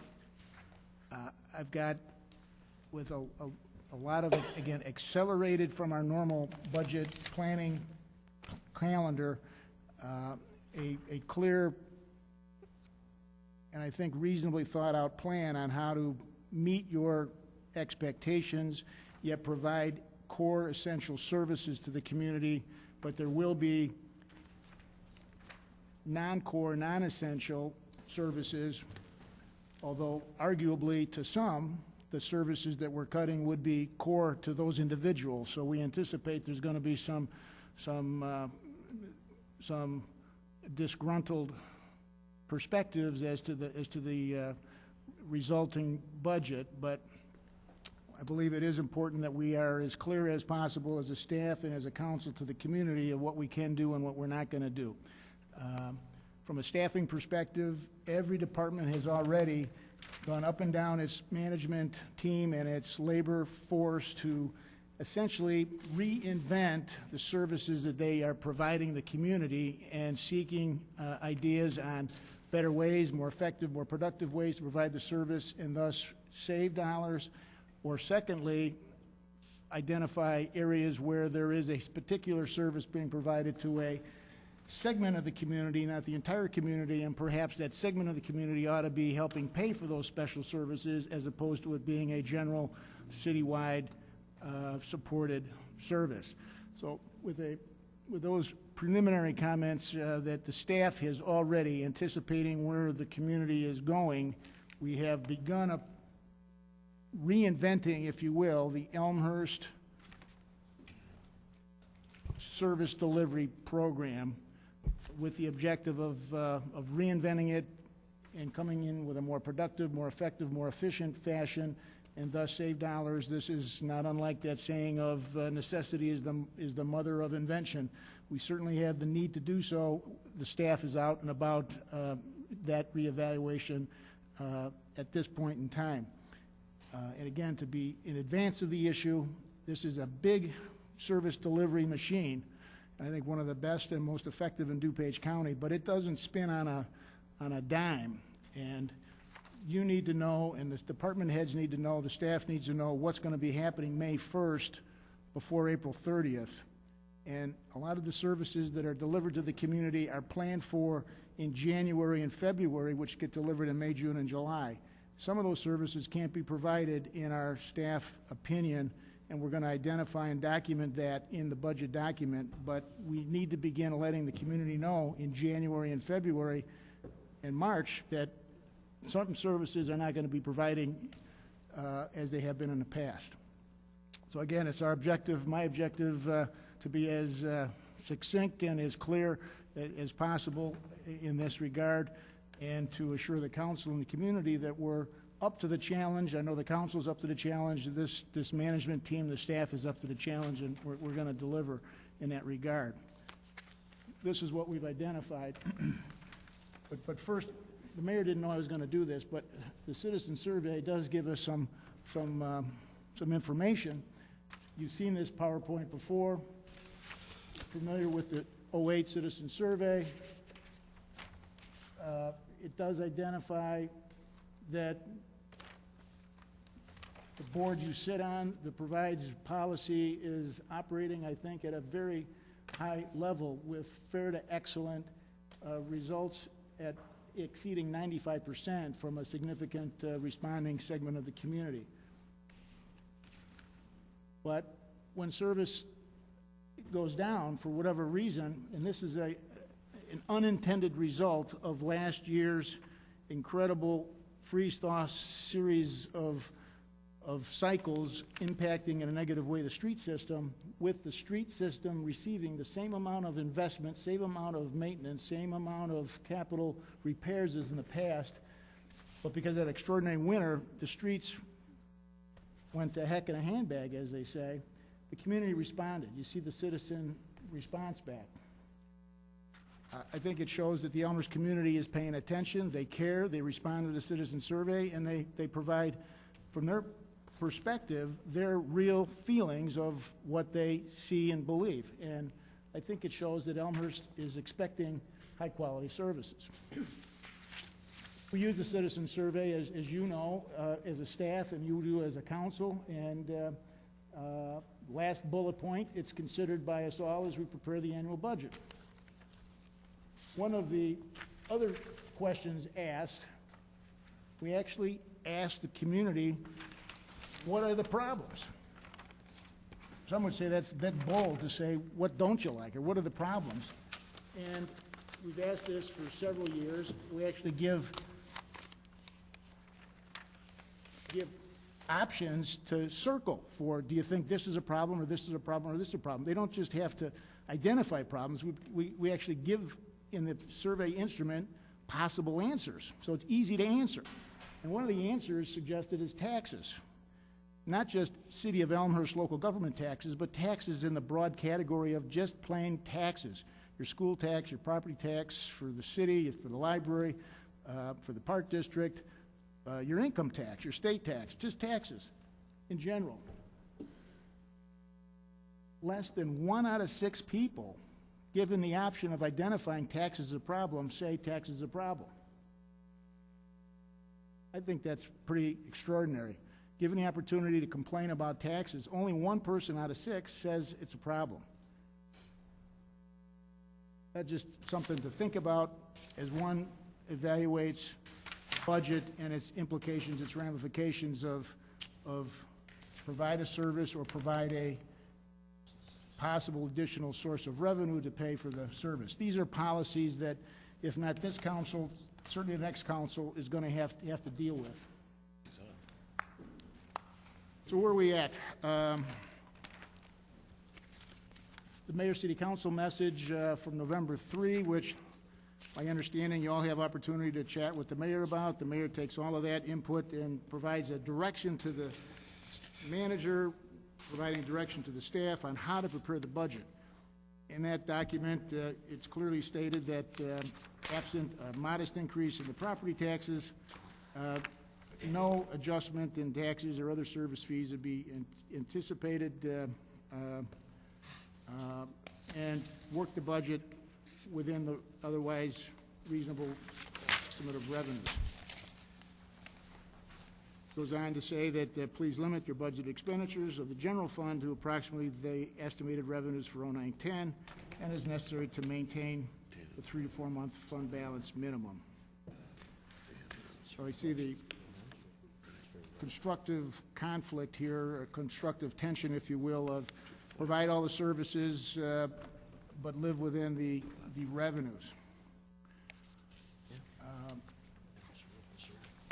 And again, a little bit farther on in that message from the mayor to the budget team, traditional areas of service delivery should be maintained if at all possible, but maintain those 3 to 4 months fund balance. If you can't do it, make reductions and present those required service cuts in the budget document. But we're prepared. Again, we see this issue coming forward. Elmhurst is not insulated from the general economic woes that we read and hear about. On the positive side, and truly on the positive side, Elmhurst is as strongly positioned as I think about any community can be because of the leadership from the council in solid policy setting and from the full labor and management team and being responsible and productive in delivering services. We received a memo from the city manager identifying what's been done in this fiscal year and what appears is necessary next fiscal year. If you recall, the plan last fiscal year, was to cut 3% from the budget, which was a little over $1.3 million. Staff was able to cut $1.4 million. City Council identified an objective of raising over $3 million in revenue. That was achieved with a with the adjustment of the home rule sales tax, with those funds going to the general fund. That doesn't get implemented, or did not get implemented till a few days ago, January 1st. And other than that, revenues will stay as they are or reduced as a result of the economic woes. That means that our next year operating budget is going to need to be reduced, not by 1.4 million, but by 3.9 million. This kind of highlights how that 3.9 million is addressed. The bottom summarizes the major revenues to the general fund and the variance estimated for next fiscal year versus the previous fiscal year. And other than the property tax, and I understand fully the city council's decision to take a pass on the property tax, all of these other revenue reductions have got nothing to do with the city council. So the city council didn't cause the problem. The city is a part of a county and a part of a state and part of a nation that's got an economic recession, at least ongoing, that affects its revenues to these extents. The municipal sales tax, that's the 1%. This is the tax that car dealers collect when cars are sold, which you've heard. The car dealer industry in Elmhurst, Grand Avenue, and York Street and Lake Street accounts to about 40% of this total of municipal sales tax. Car dealership sales, we've heard, are down in a catastrophic fashion. That's why this municipal sales tax cut to the city is down, projecting, it's currently running at this rate, it's projected to continue at this rate, that'll result in about $1 million less collected in the fiscal year than in previous years. Hotel tax is down because of use. Real estate transfer tax is down because of real estate transfers not taking place at the rate that they were in recent past. Building permits down significantly because building permits aren't being requested as they have been in the past. A lot of building permits pay for expenses in the building department, but a lot of the other dollars received from the permit are a support to the general fund. Income taxes collected by the state are down. Ideally, and hopefully the State General Assembly doesn't respond to the Bogovich request to decrease the municipal share of income taxes, or this number will get larger. You add it all up, we're short about $2 million from previous, and that needs to be added to the dollars that won't reappear, which includes, if you look up at the top, the motor fuel tax impact, which is down $200,000, and what the general fund received this past year is a working cash fund transfer of $232,000. Absent your approval, that won't happen again. You add it all up, it's $3.9 million. So we know from a city expenditure perspective, we have not yet done actual projections of all of the city expenses. We did a more detailed analysis of the revenues. The revenues are down, but we know now the expenses are going to need to fit within these parameters. I think it can be achieved. I think it, again, is going to be not done in a fashion that is not observed by the community. And here's the plan. We'll work out the specifics and the details in the operating budget, which you'll get the first Monday in March. The staff will need to repeat the $1.4 million that were cut from the current budget. That includes, as listed, continued review of all hires. There hasn't been new hires. We're slowly reducing the staff. Conferences and travel are essentially eliminated. We're reducing back training. These are expenses that can be reduced for a period of time. I do not believe they can be sustained for the long term. You do need to attend professional conferences. You do need to train employees. You do need to recognize employees. You do need to do public ed at the police and fire. We should be doing the Citizens Police Academy. We should be doing those things. But on the other hand, they are the first things that should be eliminated if you have to cut back for a short period of time. We're prepared to do that next year as we did it this past year. And then in addition, as we discussed in a little bit in response to Alderman Bram's good questions about the paving program, the capital budget will continue to pay for all of what the capital budget is paid for in the street resurfacing program, but we will be proposing in 09-010 that the general fund contribution to street maintenance be not made to save that $500,000, in that there's not funds in the general fund to provide those $500,000. In addition, we will defer certain spending in the general fund on equipment.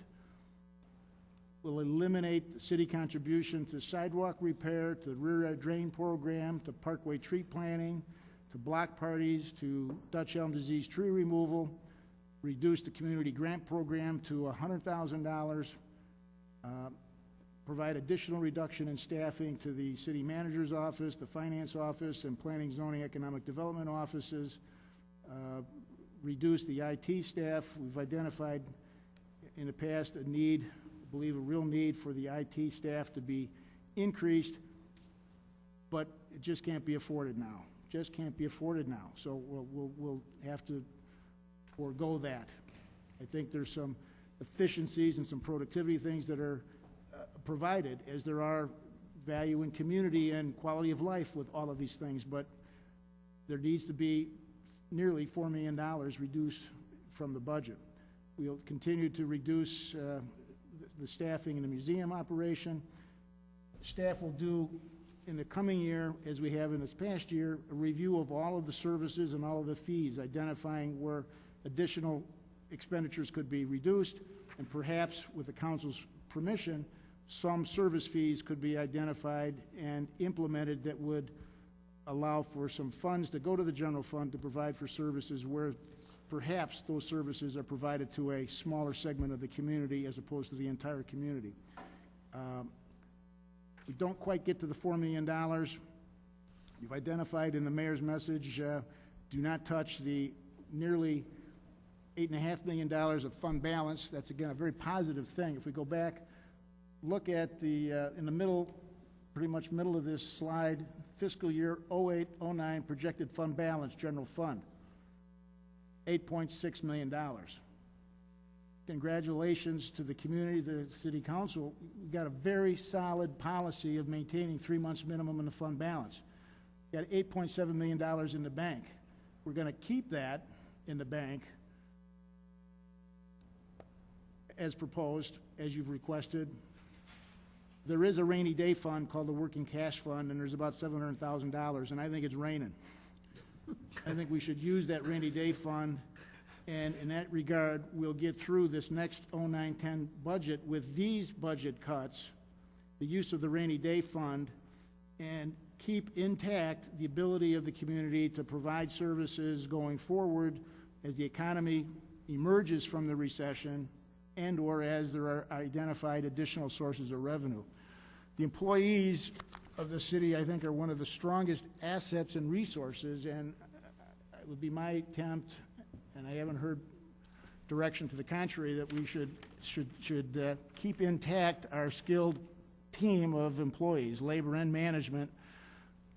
They're necessary to provide service. We've spent a lot of dollars on training and in developing that skilled staff in all of the departments. It's important that we keep them, in my opinion. They're not robots. They're employees. They're valued. They contribute ideas and innovation, and it's their attitude and their morale that helps us move forward. In 2000, in the year 2000, there were 277 full-time employees in the city, not counting the library. 9 years later, we've had some good times, we've had some bad times, but 9 years later, in 2009, we've got the same, not exactly the same, but we got the same number of employees, 277 employees. I think the council has been solid in its direction of keep the staffing minimum. We're not going to support increasing staffing just because there's dollars there. Identify staffing as minimum to do the job that's necessary.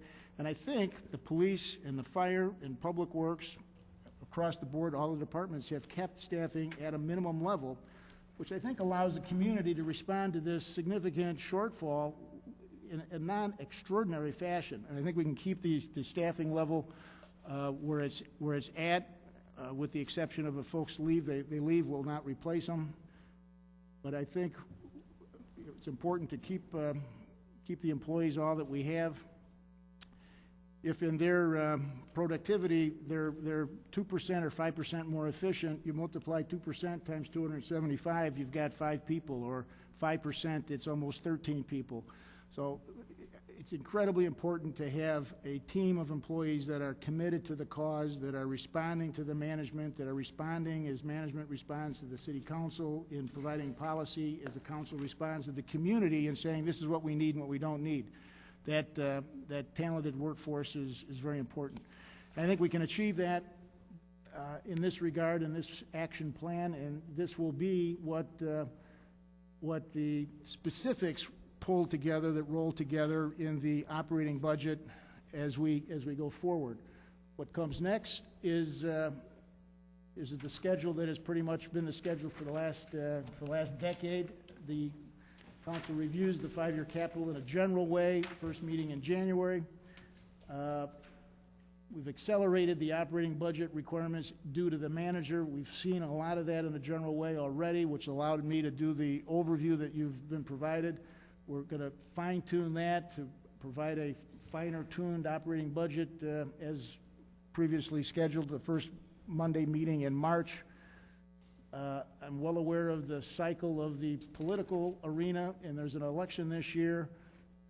In that regard, this city council, this seated city council, needs to approve a budget before the third Monday in April.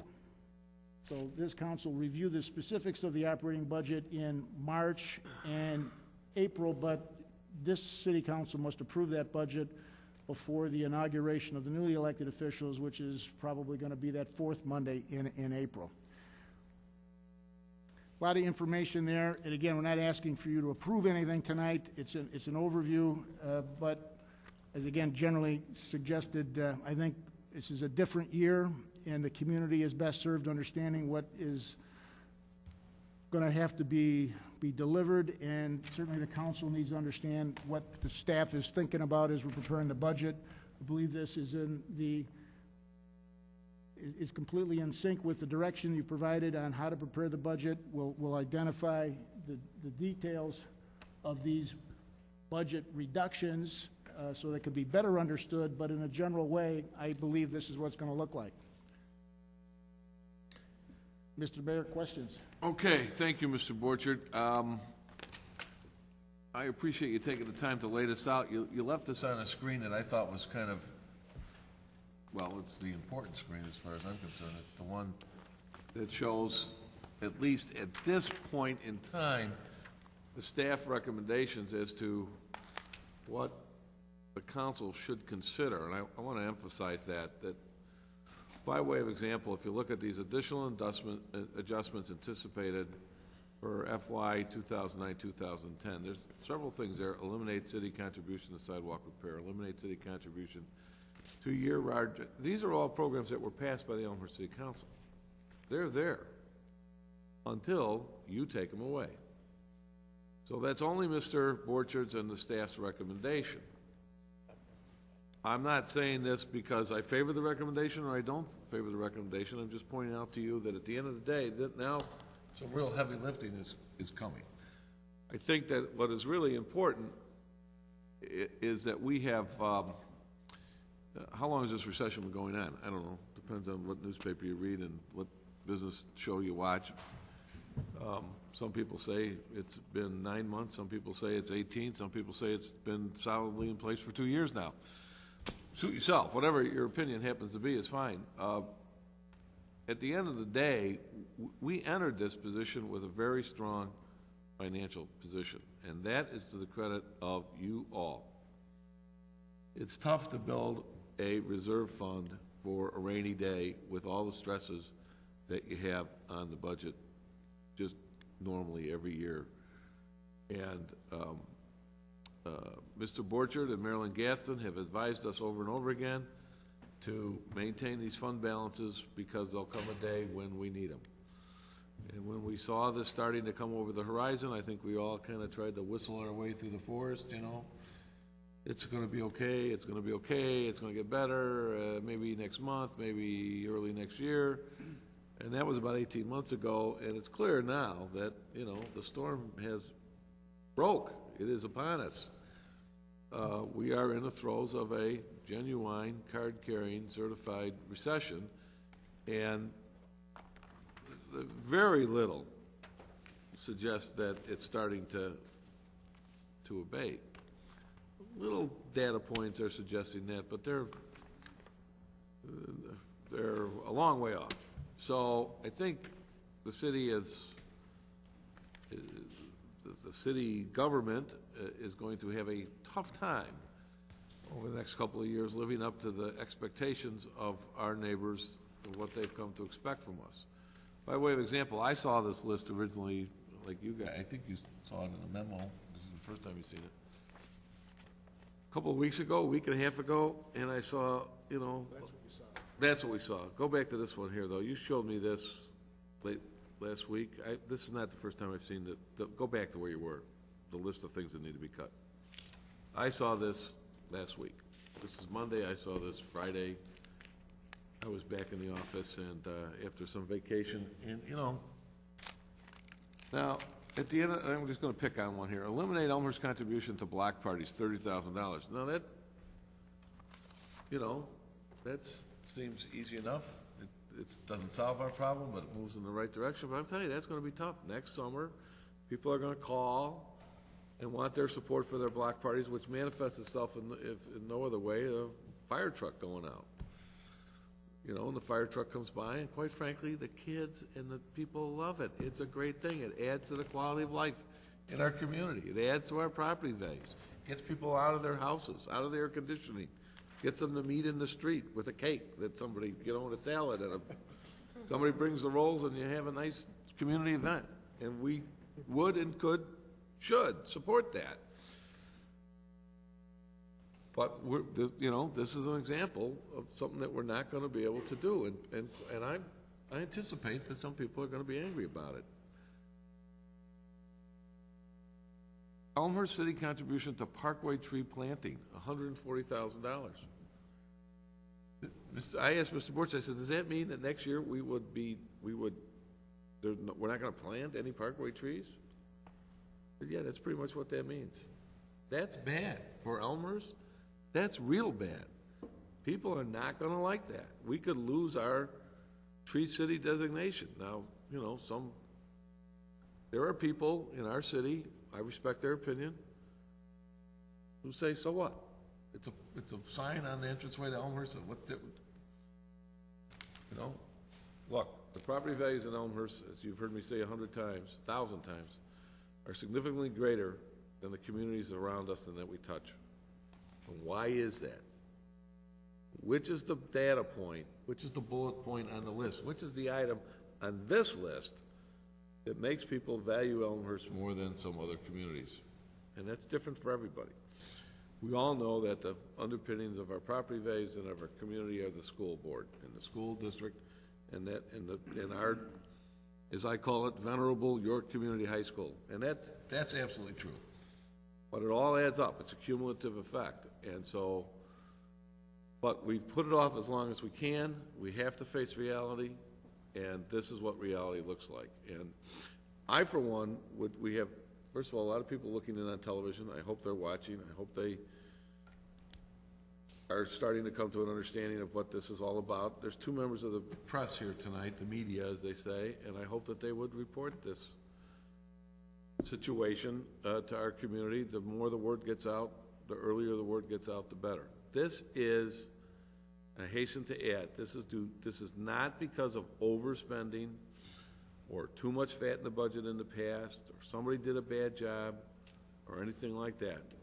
This is because this page, the revenue stream is down. And it's, for the most part, things that are beyond the control of the Elmhurst City Council. We are not, we're not the Federal Reserve Bank. We don't set the interest rates. We didn't build the housing bubble. The Fed did. And then it went kablooey, and, everybody's pointing fingers. They're not pointing fingers at the Elmhurst City Council. So, but we're a victim of it like everybody. And virtually every one of these revenue streams is down, and they add up to, quite a number. And it just cannot be put off any longer. And I think, again, the congratulations go out to you all who built that reserve fund, which is when that fund was at its peak, right around the turn of the century in 1999 and 2000, and folks asked me at the State of the City address, someone challenged me, why did we have so much money in the bank? My explanation then is my explanation tonight. I thought it was right then. I think it's right tonight.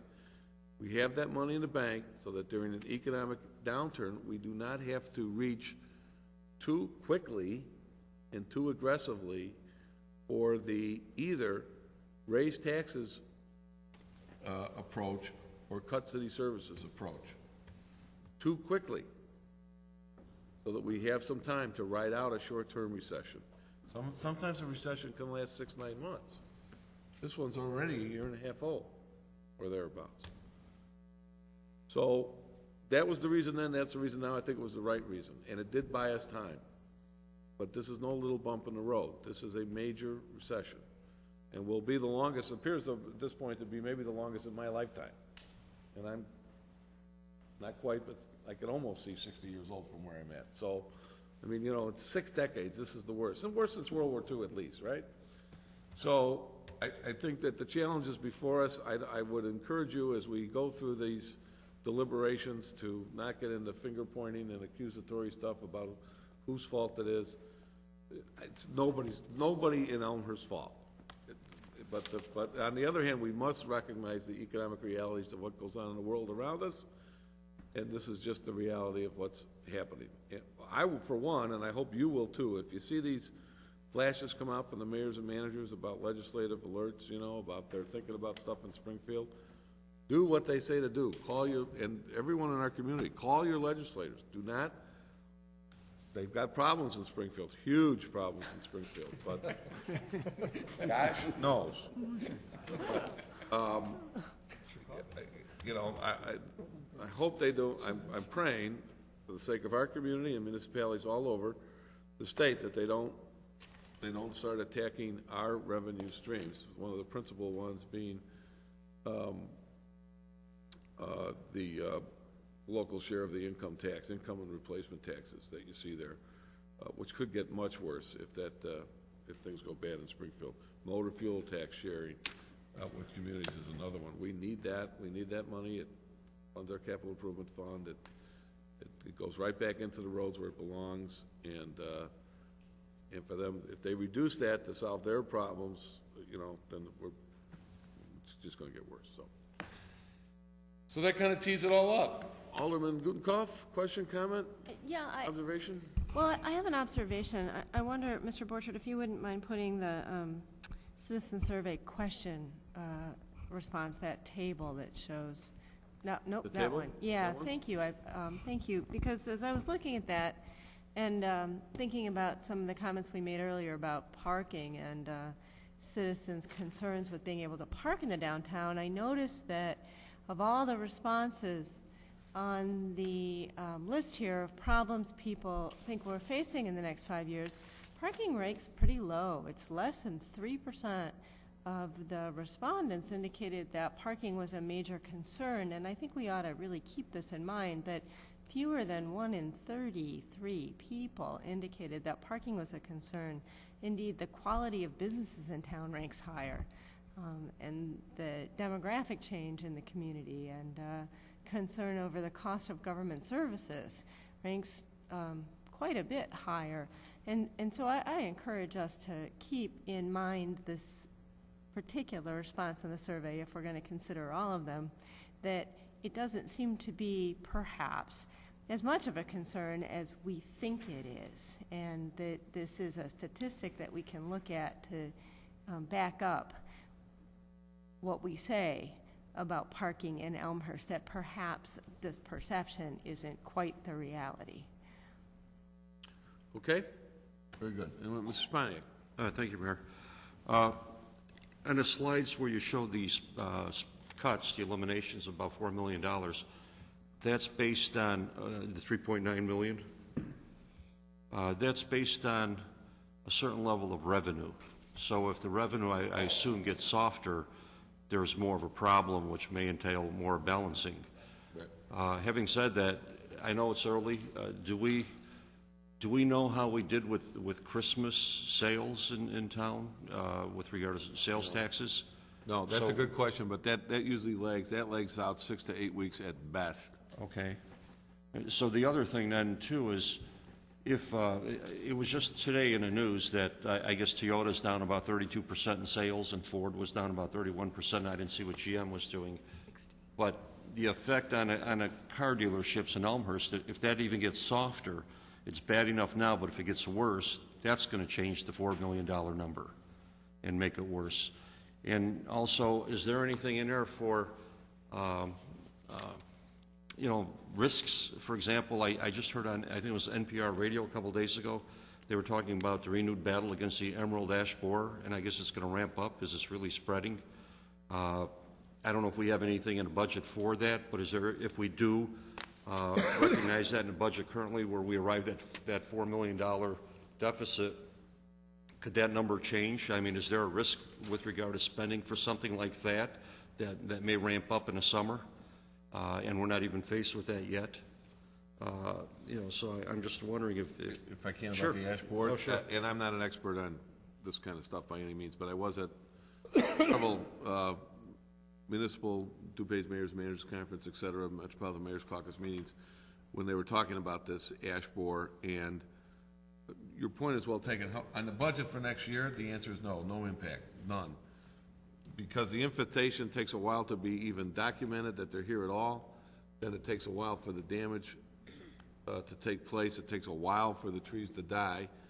And then it takes a while for those trees to get to be a danger. Now, you can't let, if just, regardless of how this would happen, if 10% of the trees in Elmhurst died tonight, by tomorrow morning, at some point you must take those down. They become a public safety issue. They will fall down. They will fall on houses. They will fall on parkways. They will fall on cars. You have to take them down. But it doesn't happen overnight. Having said that, that's the good news. It's not going to be in the coming budget. The bad news is that the people who claim to know a lot more about this than I do said basically flat out 80% of all the ash trees in northern Illinois will be dead within a decade. So this problem is coming. This is pulling into the station. So your question is a good question. It's an anticipatory question. It's just not there yet. It's out there, but it's coming. And I'm sure that in some future council in 12-13, 2012-13 budget cycle, at some point they're going to have to deal with it, but not that quickly. As far as the car dealers go, I think it's clear that we've seen some of that down through already.